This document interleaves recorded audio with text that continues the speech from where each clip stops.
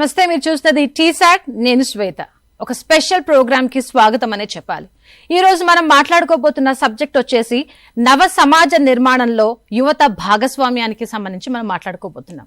నాతో ఉన్నారు ఒక special guest, CBI joint director గా పనిచేసి జేడీనే ఇంటి పేరుగా మార్చుకున్న వివి లక్ష్మీనారాయణ ఈరోజు స్టూడియోలో ఉన్నారు. అయితే ఈయన గురించి చెప్పాలంటే వివి లక్ష్మీనారాయణ అంటే ఎవరు గుర్తుపట్టకపోవచ్చు, జేడి లక్ష్మీనారాయణ అంటే గుర్తుపట్టని వారంటూ ఉండరు. సిబిఐ అధికారిగా కంటే ఎక్కువగా ఒక వ్యక్తిత్వ వికాస నిపుణుడిగా వేలాది మంది విద్యార్థులకు తన మాటలతో లక్ష్యం వైపు ఒక మార్గాన్ని చూపిస్తున్నారు లక్ష్మీనారాయణ గారు. విద్యా వినయం, చదువు సంస్కారం, ఇదే పూర్తి స్థాయి విద్యాభ్యాసం అంటారు జేడి లక్ష్మీనారాయణ గారు. చదువుకున్న ప్రతి వ్యక్తి సమాజానికి అవసరం పడాలి, లేకపోతే ఆ చదువు వృధా అంటారు ఆయన. అయితే ఇలాంటి చక్కని మాటలతో యువతను మార్గం వైపు, వాళ్ళు పెట్టుకున్న లక్ష్యం వైపు నడిపిస్తున్నారు లక్ష్మీనారాయణ గారు. ఆయన మనతో ఉన్నారు. హలో అండి. నమస్కారం శ్వేత. నమస్కారం, welcome to TSAT. Good to see you. మిమ్మల్ని కూడా చాలా సంవత్సరాల తర్వాత కలిసి. అయితే వ్యక్తిత్వ వికాసం అనగానే మనకు గుర్తొచ్చే వ్యక్తి గురించి మనం ఒకసారిగా అనుకుంటే సిగ్మండ్ ఫ్రాయిడ్ గురించి మనం ఒకసారి ఆయన గురించి మనం అనుకొని ఆ తర్వాత మనం మాట్లాడుకోవచ్చు. అంటే ఆయన సిద్ధాంతాలు చాలా పెద్దవి. అటువైపు మీరు పయనిస్తూ అంత పెద్ద సిద్ధాంతాలని చాలా సులువుగా ఇప్పుడున్న విద్యార్థులకి అర్థమయ్యే రీతిలో మీరు మీ మాటలతో వాళ్ళ బుర్రల్లోకి ఎక్కే విధంగా మీరు చెప్తున్నారు. మీ మాటల్లో వ్యక్తిత్వ వికాసానికి సంబంధించి సులువైన మార్గంలో చెప్పాలి అని అంటే ఎలా ఎక్స్ప్లెయిన్ చేస్తారు? ఎప్పుడు ఏం చెప్తుంటానంటే, ప్రతి ఒక్కరూ జన్మ తీసుకున్న తర్వాత భగవంతుడు అన్నాడు ఒక వైట్ షీట్ పెడతాడు. ఆ షీట్ను షీట్గానే ఉంచేస్తున్నామా, దానిలో మొత్తం ఏదైనా నింపుతున్నామా? అంటే జన్మ తీసుకుని భూమికి వచ్చిన తర్వాత మనం ఏం చేస్తున్నాం ఈ సమాజానికి అన్నది అందులో మనం రాసే అక్షరాలు. అది ఏమీ చేయకుంటే అది అలాగే తెల్ల కాగితంగానే ఉండిపోతుంది. నేను ఎప్పుడు ఏం చెప్తుంటానంటే విద్యార్థులకి, మీరు ఎలాగైతే పరీక్షల్లో అడిషనల్ షీట్స్ తీసుకుంటుంటారో భగవంతుడు ఇచ్చిన ఒక షీట్తో పాటు ఇంకా అడిషనల్ షీట్స్ కూడా వేయగలగాలి. అంటే మనకు అవకాశం, గొప్ప అవకాశం, మానవ జన్మ ఎత్తడం అన్నది ఒక గొప్ప అవకాశం. అటువంటి అద్భుతమైన అవకాశాన్ని అందరూ గనక సద్వినియోగం చేసుకోగలిగితే ఏమవుతుందంటే మనం ముందుకు వెళతాం. కాబట్టి దానికి ప్రధానంగా కావాల్సింది మనం ఏ విధంగా తయారవ్వాలి, మనల్ని మనం ఏ విధంగా పరిస్థితులకు సన్నిద్ధం అవ్వాలి, ఆర్ మనం ఎలా ప్రిపేర్ అవ్వాలి అన్నది చాలా ముఖ్యమైన విషయం. కాబట్టి దీనికి మనకు సహాయం చేసేది మీ పర్సనాలిటీ డెవలప్మెంట్. ఎందుకంటే చాలామంది ఏమనుకుంటారంటే బార్న్ లీడర్స్ ఉంటారనుకుంటారు. కానీ థియరీలో ఏమొచ్చిందంటే బార్న్ లీడర్స్ ఎవరు ఉండరు. అందరూ కూడా వాళ్ళ కష్టంతో, వాళ్ళ యొక్క కాన్సన్ట్రేషన్తో, వాళ్ళ యొక్క ప్యాషన్తో, డెడికేషన్తో వాళ్ళు లీడర్స్గా ఎదుగుతారు. కానీ ప్రతి ఒక్కరికి అవకాశం, ఈ అవకాశాన్ని ఎంతమంది సద్వినియోగం చేసుకుంటే ఆ దేశాలు అంత ముందుకు వెళతాయి. అందువల్ల ఈరోజు ముఖ్యంగా మనం నవ సమాజ నిర్మాణంలో యువత పాత్ర అని మనం ఏదైతే మాట్లాడుతున్నామో, యువతరాన్ని గురించి మనం ముఖ్యంగా మాట్లాడుతున్నాము. వాళ్ళకి కావాల్సిన పర్సనాలిటీ డెవలప్మెంట్ గురించి కూడా మాట్లాడుకుంటున్నాం మనం. ఎందుకంటే భారతదేశం ఒక గొప్ప స్థానంలో ఉంది. ఇప్పుడు ప్రపంచ దేశాల్లో చూస్తే యువతరం పెద్ద సంఖ్యలో ఉన్నది భారతదేశం. మీరు చూసుకుంటే 25 సంవత్సరాల కన్నా తక్కువ వాళ్ళు చూసుకుంటే సుమారుగా 50% మంది భారతదేశ జనాభాలో యువతరం. అదే 35 సంవత్సరాల వరకు తీసుకుంటే 65%. ఇటువంటి అవకాశం దేశాలకు అప్పుడప్పుడు మాత్రమే వస్తుంటుంది. దీన్నే డెమోగ్రఫిక్ డివిడెండ్ అంటారు. This is called demographic dividend. కాబట్టి ఈ విధమైన అవకాశం భారతదేశానికి దొరికింది. కాబట్టి ఇప్పుడు ఈ యువతరాన్ని మనం ఏ విధంగా వాళ్ళను ప్రిపేర్ చేయాలి, వాళ్ళని ఏ విధంగా సన్నద్ధం చేయాలి అన్నది మన లాంటి వాళ్ళ మీద అంటే మన తల్లిదండ్రులు, ఉపాధ్యాయులు, సమాజం, మనం అందరం కలిసి వీరికి గనక చక్కని బాటను నిర్మించగలిగితే వీళ్ళలో ఉన్న అద్భుతమైన శక్తి ఏదైతే ఉందో ఆ శక్తిని మనం మంచి పనులకు వినియోగించవచ్చు. ఇప్పుడు మనం వర్షాల్లో ఉన్నాం, వరదలు చూస్తున్నాం. వరదలు ఎందుకు వస్తున్నాయంటే నీటిలో ఉన్న శక్తిని మనం దాన్ని ఒడిసి పట్టుకోకుండా దాన్ని వదిలేస్తే అది నాశనం చేస్తుంది. అదే నీటిని మనం చక్కగా వినియోగించుకుంటే ఏమవుతుందంటే పంట పొలాలకు నీళ్ళు వస్తాయి, లేకుంటే ఎలక్ట్రిసిటీ వస్తుంది. కాబట్టి how you are using the energy. అందుకనే సిరివెన్నెల సీతారామశాస్త్రి గారు బ్రహ్మాండంగా అంటారు, దేహముంది, ప్రాణముంది, నెత్తురుంది, సత్తు ఉంది, ఇంతకన్నా సైన్యముండునా అంటాడు. కాబట్టి అటువంటి సైన్యం మన దగ్గర ఉంది. కాబట్టి ఈ సైన్యాన్ని ఏ విధంగా తయారు చేయాలన్నదే ముఖ్యంగా మీరు మీ సోకాల్డ్ ఈ వ్యక్తిత్వ వికాసం కావచ్చు, మనుషుల్ని, యువతరాన్ని ఆ విధంగా తయారు చేయడం కావచ్చు, ఆ విధంగా మనం ముందుకెళ్ళాలని అనుకుంటాను నేను ఇప్పుడు. రైట్. అయితే భారతదేశంలో యువత చాలా ఎక్కువ సంఖ్యలో ఉంది. దీన్ని ఏ విధంగా చూడాలి, వాళ్ళని భారతదేశానికి ఉపయోగపడే విధంగా తయారు చేయాలి అని అంటే ఏ విధంగా చెయ్యాలి? అందులో ముఖ్యంగా మనం చేసుకోవాల్సిన 2-3 అంశాలు ఉన్నాయి. అందులో చాలామందిని మీరు గమనిస్తే అందరూ విద్య అన్నది అందరూ తీసుకుంటున్నారు. అందరూ స్కూళ్ళకు వెళ్తున్నారు, కాలేజీకి వెళ్తున్నారు, యూనివర్సిటీలకు వెళ్తున్నారు, చదువుకుంటున్నారు. కానీ యాక్చువల్గా నెల్సన్ మండేలా గారు ఏమన్నారంటే విద్య అనేది ఒక ప్రభావవంతమైన ఆయుధం అంటారు ఆయన, ప్రపంచాన్ని మార్చడానికి. కానీ అందరూ విద్య తీసుకుంటున్నా కూడా కొంతమందే దాన్ని ఆ విధంగా మార్పు కోసం కొంతమందే తయారవుతున్నారు. దానికోసం ప్రధానంగా మనం కొన్ని విషయాలను మనం గమనించాలి. ఎవరైతే ఇంతకుముందు నేను చెప్పినట్టు డెడికేషన్తో, అంటే అంకిత భావంతో, తర్వాత ప్యాషనేట్గా అంటే మక్కువతో ఎవరైతే పని చేస్తారో వాళ్ళు మార్పులను తీసుకురాగలరు. ఎందుకంటే అందరూ చదువుకుంటున్నారు కానీ కేవలం కొంతమంది మాత్రమే ఈ విధమైన మార్పును తీసుకురావడానికి వాళ్ళు ప్రయత్నిస్తున్నారు. దానికోసం చాలామంది చేయకపోవడానికి ప్రధానమైన కారణం ఏంటంటే చేసే పనిలో మక్కువ లేకపోవడం, చేసే పనిలో వాళ్ళ ఇన్వాల్వ్మెంట్ ఉండకపోవడం, తర్వాత డెడికేషన్ ఉండకపోవడం. కాబట్టి నేను ముఖ్యంగా యువతరానికి చెప్పడం ఏంటంటే ఏ పని అయితే మీరు చేస్తారో ప్యాషనేట్గా చేయండి, డెడికేషన్తో చేయండి, మక్కువతో మరియు ఇన్వాల్వ్మెంట్తో, అంకిత భావంతో చేయగలిగితే వారందరూ కూడా అద్భుతమైన విజయాలు సాధించగలరు. కేవలం దీనితో పాటు అనేక విషయాలు కూడా వాళ్ళు చేసుకోవాలి.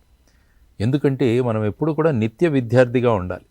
సాధారణంగా ఏమనుకుంటున్నానంటే నేను BA చదువుకుంటున్నాను కాబట్టి BAనే చదువుకుంటాను, BSc చేస్తున్నాను కాబట్టి నాకు మిగతా విషయాలు అవసరం లేదు, ఈ విధంగా చాలామంది అనుకుంటారు. కానీ ప్రస్తుతం మనకు కావాల్సింది ఏంటంటే అనేక విషయాల్లో పరిజ్ఞానం, తరువాత నేర్చుకుందామన్న తపన ఉండాలి. కాబట్టి you should always be a student అంటారు. దీనికోసం నేను ఎప్పుడు చెబుతుంటాను, సోక్రటీస్ గారిని విషమిచ్చి ఆయనకు మరణశిక్ష విధించడమే. ఆయన జైల్లో ఉన్నప్పుడు మరుసటి రోజు ఆయనకు విషం ఇచ్చాల్సిన పరిస్థితి. రాత్రి ఆయన పక్క సెల్లో ఉన్న ఖైదీ ఒక బ్రహ్మాండమైన పాట పాడుతుంటే అతను విన్నాడు. విని ఆ ఖైదీని లేపి ఏమని అడిగాడంటే నాకు ఆ పాట నేర్పిస్తావా అన్నాడు.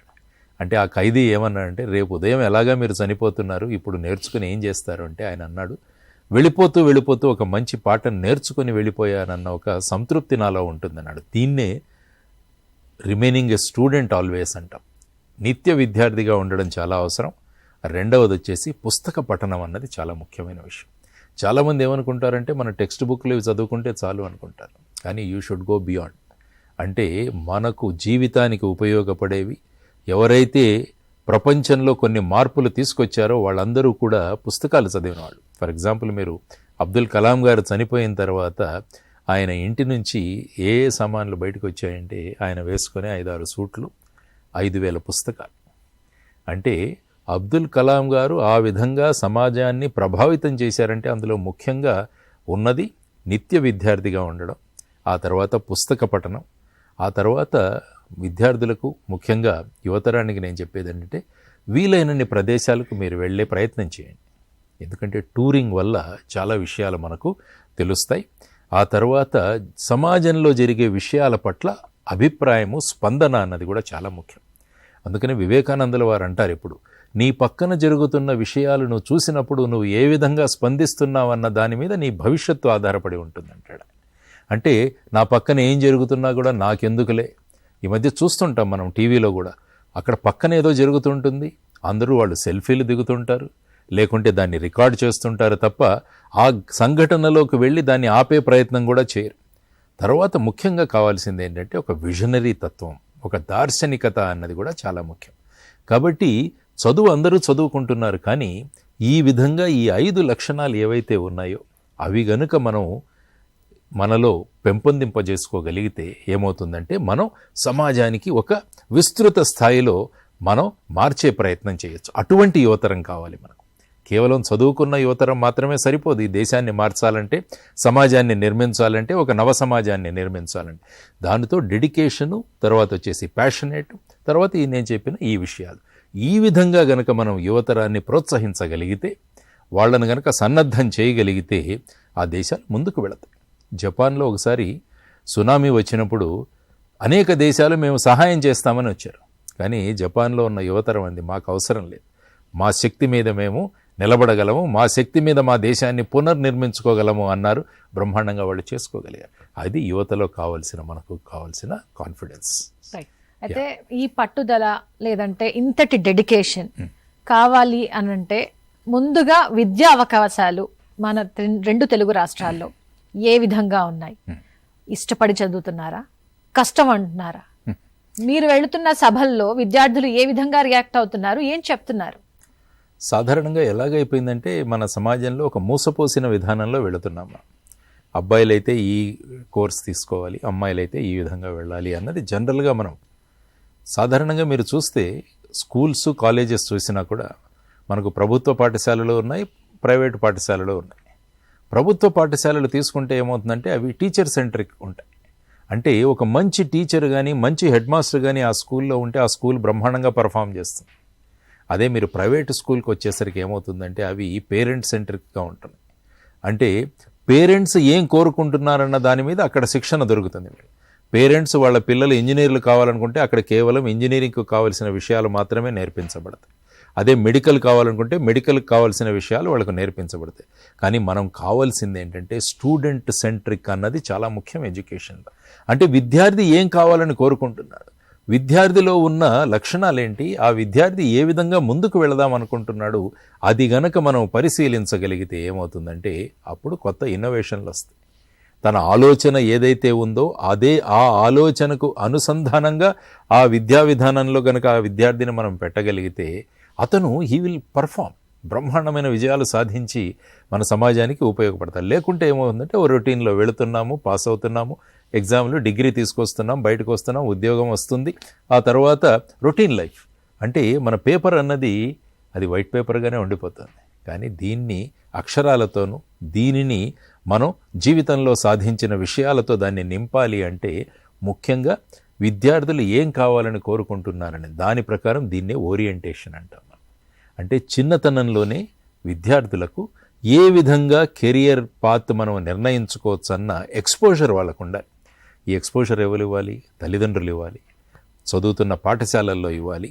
ఆ తర్వాత ఆ పిల్లల్లో ఉన్న మక్కువ ఏదైతే ఉందో, ఆ తర్వాత వాళ్ళలో ఉన్న లక్షణాలు ఏవైతే ఉన్నాయో దాన్ని. ఫర్ ఎగ్జాంపుల్ నేను చిన్నతనంలో ఉన్నప్పుడు మా హెడ్ మాస్టర్ గారు, మా తెలుగు మాస్టర్ గారు, వీరిద్దరూ మా ఇంటికి వచ్చారు ఒకరోజు. నేను ఆశ్చర్యపోయాను. సార్ వాళ్ళు మన ఇంటికి వెంటనే వాళ్ళని కూర్చోబెట్టి నాన్నగారితో మాట్లాడడానికి వచ్చామన్నారు. ఏమైందంటే వాళ్ళు అన్నారు, మీ అబ్బాయిని మేము గమనిస్తున్నామండి స్కూల్లో, వీడికి లీడర్షిప్ క్వాలిటీస్ ఉన్నాయి, కాబట్టి ఈ పిల్లవాడిని మళ్ళీ ఇంజనీరింగు ఈ విధంగా పంపించకుండా డైరెక్ట్గా డిగ్రీలో చేర్పించేసేయండి, ఆ తర్వాత సివిల్ సర్వీసెస్కి వెళితే బాగుంటుందని నేను 6-7వ తరగతిలో చదువుతున్నప్పుడు వచ్చి వాళ్ళు ఇచ్చిన సలహా.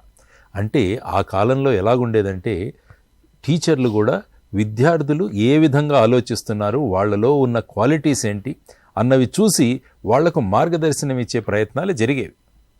కానీ ప్రస్తుతం ఏమైపోతుందంటే వెళుతున్నారు, వెళ్ళిపోతున్నారు, వచ్చేసారు, ఇయర్ రిజల్ట్స్ డిక్లేర్ చేశాం, ఈ విధంగా individual guidance, individual concentration, individual skill identification ఇవన్నీ కూడా జరగడం. అంటే ఒక విద్యార్థి విజయంలో వాళ్ళ తెలివితేటలు ఏ విధంగా ఉన్నా, గురువుల పాత్ర ఎంత ఉన్నా కూడా తల్లిదండ్రుల పాత్ర గురించి కూడా మనం మాట్లాడుకోవాల్సిన అవసరం ఇప్పుడైతే ఖచ్చితంగా ఉంది.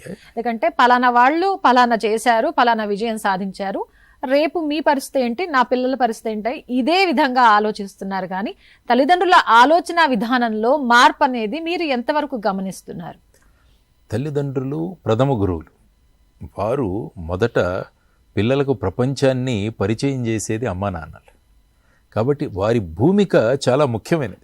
కానీ ఈ మధ్య ఏమైపోతుందంటే చాలామంది మేము పిల్లల్ని 3 సంవత్సరాలకు స్కూల్లో వేసేస్తున్నాము, కాబట్టి ఇక స్కూల్ యొక్క బాధ్యత అన్న దీంట్లో వెళ్ళిపోతుంది. కానీ నేను అనేది ఏంటంటే తల్లిదండ్రులు వాళ్ళ భూమికను స్పష్టంగా వాళ్ళు అక్కడ పాటించగలిగితే ఏమవుతుందంటే విద్యార్థి ఒక పిల్లవాడు కానీ పాప కానీ బ్రహ్మాండంగా ఎదుగుదలకు సాధ్యమవుతుంది. అందువల్ల తల్లిదండ్రుల పాత్ర పిల్లల యొక్క భవిష్యత్తుకు చాలా ప్రధానమైనది. కాబట్టి గొప్ప గొప్ప వాళ్ళందరి జీవిత చరిత్రలు ఒక్కసారి చదివితే అందులో తల్లిదండ్రుల పాత్ర మనకు స్పష్టంగా కనిపిస్తుంది. మోహన్ దాస్ కరమ్చంద్ గాంధీ నాన్నగారు కరమ్చంద్ గాంధీ గారు ఆ పిల్లవాడు చిన్నతనంలో ఉన్నప్పుడు టేబుల్ మీద శ్రవణ కుమారుడి కథ చూపించారు. ఆ తర్వాత ఆ పిల్లవాడిని సత్య హరిశ్చంద్ర అనే నాటకాన్ని తీసుకెళ్ళాడు. ఈ రెండు ఎంత ప్రభావం కనిపించిందంటే నేను అమ్మా నాన్నల కోసం నేను కష్టపడాలి, అమ్మా నాన్నలను జాగ్రత్తగా చూసుకోవాలని శ్రవణ కుమారుడి కథ ద్వారా జీవితంలో అబద్ధం అన్నది నేను ఎప్పుడూ చెప్పకూడదన్నది సత్య హరిశ్చంద్ర నాటకం చూసిన తర్వాత ఆయన అలవర్చుకున్నారు. అక్కడ పాత్ర ఎవరిది? తండ్రి పాత్ర. తర్వాత అబ్దుల్ కలాం గారి జీవిత చరిత్ర మీరు ఒకసారి వింగ్స్ ఆఫ్ ఫైర్ చదివితే అందులో వాళ్ళ అమ్మా నాన్నల పాత్రలు ఎంత చక్కగా ఉన్నాయి అన్నది కూడా మీకు తెలుస్తుంది. కాబట్టి జీవితంలో సాధించిన మంచి గొప్ప విషయాలు, సమాజాన్ని ప్రభావితం చేసిన వ్యక్తుల యొక్క జీవిత చరిత్రలు చూస్తే మొట్టమొదటిసారిగా అమ్మా నాన్నల ప్రభావం చాలా ఉంటుంది.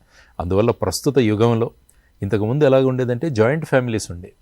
దానివల్ల ఏంటంటే ఇంట్లో పెద్దవాళ్ళు ఉండేవాడు, వాళ్ళకి పిల్లవాళ్ళకి కొన్ని విషయాలు నేర్పించేవాడు. కానీ ఇప్పుడు న్యూక్లియర్ ఫ్యామిలీస్ అయిపోయిన తర్వాత తల్లిదండ్రుల యొక్క బాధ్యత ఇంకా పెరిగింది. మనం తగ్గిపోయింది అనుకోవట్లేదు, బాధ్యత ఇంకా పెరిగింది. కాబట్టి ఏ తల్లిదండ్రులైతే ఈ బాధ్యతను సక్రమంగా నిర్వహిస్తారో వారు ఆ పిల్లవాళ్ళకి ఆదర్శప్రాయులుగా, ఆ పిల్లవాళ్ళు రేపు సమాజాన్ని మార్చే యువతరంగా తయారు చేయడంలో తల్లిదండ్రుల పాత్ర ఉంది. కాబట్టి మీ ఈ కార్యక్రమం ద్వారా తల్లిదండ్రులకు చేస్తున్న విన్నపం అంటే టేక్అవుట్ యువర్ టైం. మీ సమయాన్ని కొద్దిగా పిల్లల కోసం వినియోగించండి. పిల్లలను రకరకాల విషయాల గురించి పరిచయం చేయండి. పరిచయం చేసిన తర్వాత వాళ్ళ నిర్ణయాలు వాళ్లకు వదిలేయండి. తర్వాత ఏంటంటే ముఖ్యంగా ప్రస్తుత కాలంలో తల్లిదండ్రులు చేస్తున్నది ఏంటంటే కంపారిషన్, అంటే పక్క వాళ్ళతో పోల్చడం మొదలు పెడతారు. దానివల్ల ఏమవుతుందంటే ఎప్పుడు ఈ పోల్చడం ద్వారా చాలామంది కుంగిపోతున్నారు. ఎప్పుడు ఈ కంపారిషన్ ఎందుకు? ఎప్పుడు కూడా మన టార్గెట్లు మనమే పెట్టుకోవాలి. సచిన్ తెందుల్కర్ ఎవరి రికార్డో అతను ఓవర్కమ్ చేయడానికి ప్రయత్నం, తను సెట్ చేసిన రికార్డ్నే తనే బ్రేక్ చేస్తాడు. కాబట్టి ఆ విధంగా మనం యువతరానికి ఈ విధమైన అవకాశం కల్పించగలిగితే ఏమవుతుందంటే they will definitely create an impact on the society. నవ సమాజ నిర్మాణంలో వాళ్ళు ఖచ్చితంగా వాళ్ళ భూమిక చక్కగా పాటించగలిగే అవకాశం వాళ్ళకు ఉంటుందన్నది నా అభిప్రాయం. తల్లిదండ్రుల పాత్ర ఈ విధంగా ఉండాలని చెప్పే మీరు ఒక నవ సమాజ నిర్మాణానికి యువత పాత్ర చాలా అవసరమైనప్పుడు ఈ నవ సమాజ నిర్మాణానికి వాళ్లకు బీజం తల్లి ఒడి నుంచే పడాలి అంటే ఏమంటారు? ఎస్, డెఫినెట్గా. ఎందుకంటే మనకు పురాణాలు తీసుకున్నా కూడా, అభిమన్యుడు తీసుకున్నా కూడా అమ్మ ఒడిలోంచి, అమ్మ కడుపులో గర్భంలో ఉన్నప్పటి నుంచే నేర్చుకుంటాం. సో మీరన్నట్టు అమ్మ ఒడి అన్నది చాలా ముఖ్యమైన విషయం. అమ్మ చాలా విషయాలు పిల్లలకు నేర్పిస్తుంది. అమ్మ అంత గొప్ప లీడర్షిప్ ఎక్కడా ఉండదు మనకు. కాబట్టి అటువంటి లీడర్షిప్ నుంచి పిల్లలు నేర్చుకోవాల్సిన అవసరం ఉంది. ఆ అవకాశాన్ని కూడా మనం కల్పించగలిగే పరిస్థితిలో ఉండాలి. కాబట్టి తల్లి భూమిక, అందుకనే మాతృదేవో భవ అన్నాము, తర్వాతే పితృదేవో భవ అన్నాము. మనం పితృదేవో భవ మొదట్లో అనలేదు, ఎందుకంటే అమ్మ మొదటి. సో ఆ విధంగా అమ్మ పాత్ర చాలా ముఖ్యం. కాబట్టి నేను చెబుతున్నది ఏంటంటే అమ్మలు వారి భూమికలను గనక చక్కగా వాళ్ళు నిభాయించగలిగితే, వాళ్ళు గనక ఆ భూమికను చక్కగా నెరవేర్చగలిగితే ఏమవుతుందంటే శివాజీ మహారాజ్ జిజియా మాత ఆ పిల్లవాడికి ఏ విధంగా తీర్చిదిద్దిందని తన ఉదాహరణ గొప్పగా మనకు కనిపిస్తుంది అన్నమాట. సో ఆ విధంగా తల్లుల భూమికలు చాలా ముఖ్యం. సో అమ్మ భూమిక అన్నది ఒక విద్యార్థి కావచ్చు, ఒక యువతరం కావచ్చు, రేపు సమాజంలో వాళ్ళు చూపించే ప్రభావాన్ని ఖచ్చితంగా అమ్మ ఇంపాక్ట్ అన్నది గొప్పగా ఉంటుంది. కాబట్టి మీరు అడిగిన ప్రశ్నకి ఏంటంటే తల్లుల దగ్గర నుంచి చాలా నేర్చుకోవాలి పిల్లలు అన్నది కూడా చాలా ముఖ్యమైన విషయం. సమాజం చుట్టూ ఉన్న సమాజాన్ని కూడా వాళ్ళు అబ్జర్వ్ చేస్తూనే పెరగాలని చెప్పేసి అంటున్నారు. సమాజాన్ని నుంచి కూడా వాళ్ళు చాలా నేర్చుకోవాలంటున్నారు. అయితే వాళ్ళకంటూ ఒక లక్ష్యం ఉంటుంది. ఆ లక్ష్యాన్ని చేరుకోవడానికి ఖచ్చితంగా 1-2 సార్లు విఫలమవుతుంటారు. ఆ విఫలమయ్యే తరుణంలో వాళ్ళు ఆలోచనలు డీవియేట్ అయిపోయి ఆలోచన ఇంకేటో మళ్ళించి ఎటో వెళ్ళిపోయి ఈ సమాజం కోసం వాళ్ళు ఆలోచించి వాళ్ళు చెప్పే ఆలోచనల్ని ఆచరణలోకి తీసుకోవాలని కొంతమంది, లేదు నేను ఫెయిల్ అయిపోయానని చెప్పేసి ఇంకొంతమంది ఇంకా తీసుకోరాని నిర్ణయం తీసుకొని కొంతమంది ఏం చేస్తున్నారో మనం చూస్తూనే ఉన్నాం.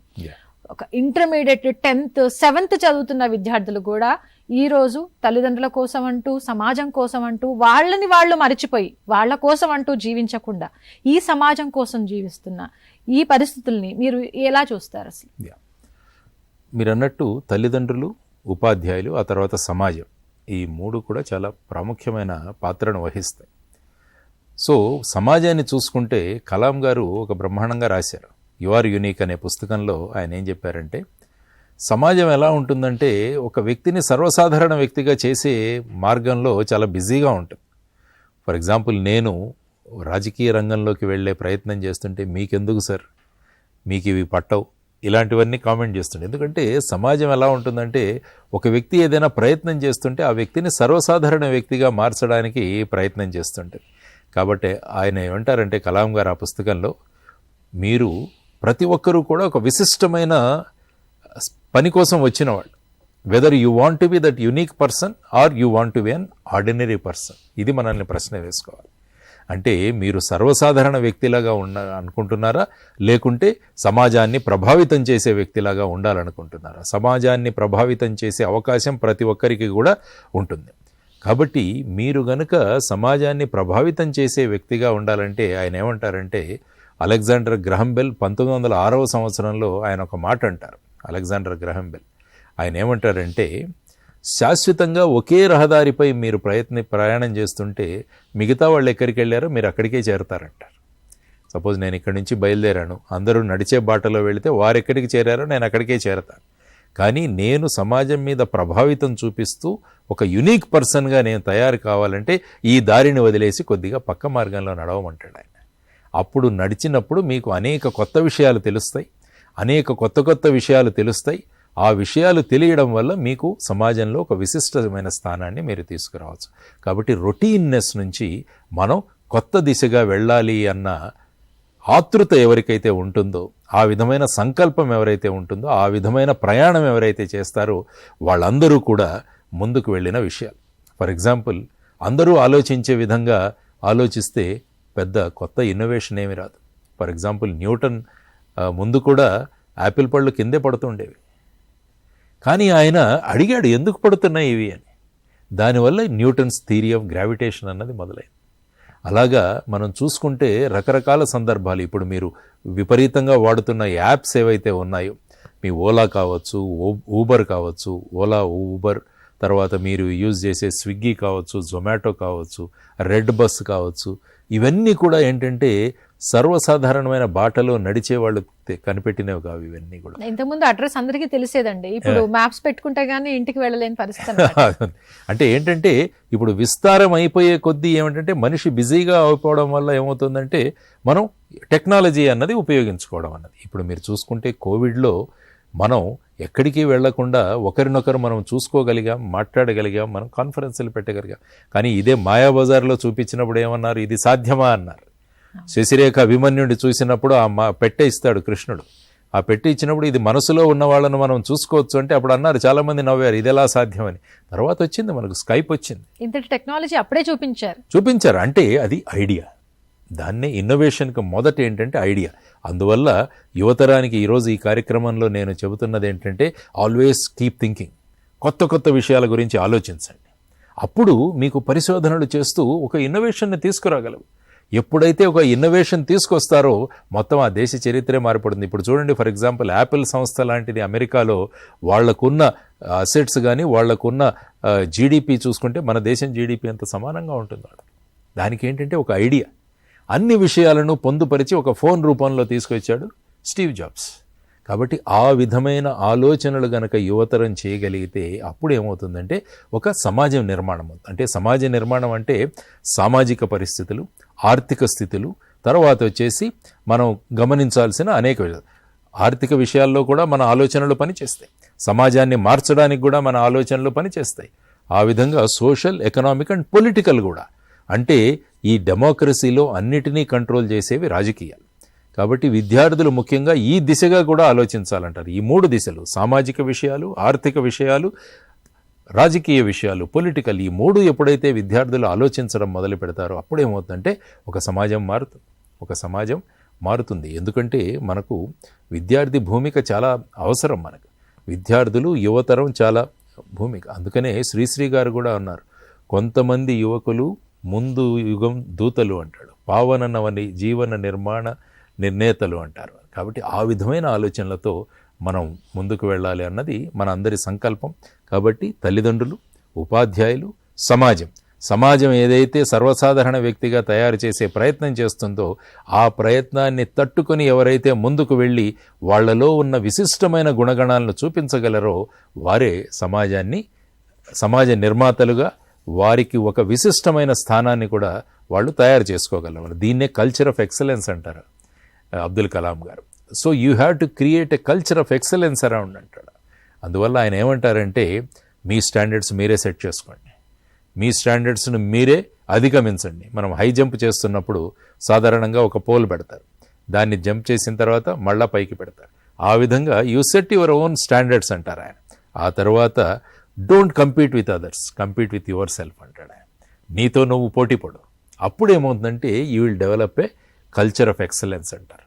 ఆ తర్వాత ఆయన కోరేది ఏంటంటే యునీక్ పర్ఫార్మెన్స్. ప్రతి ఒక్కరూ కూడా విశిష్టమైన పర్ఫార్మెన్స్ ఇవ్వగలగాలి, వాళ్ళ ప్రదర్శన చేయగలగాలి.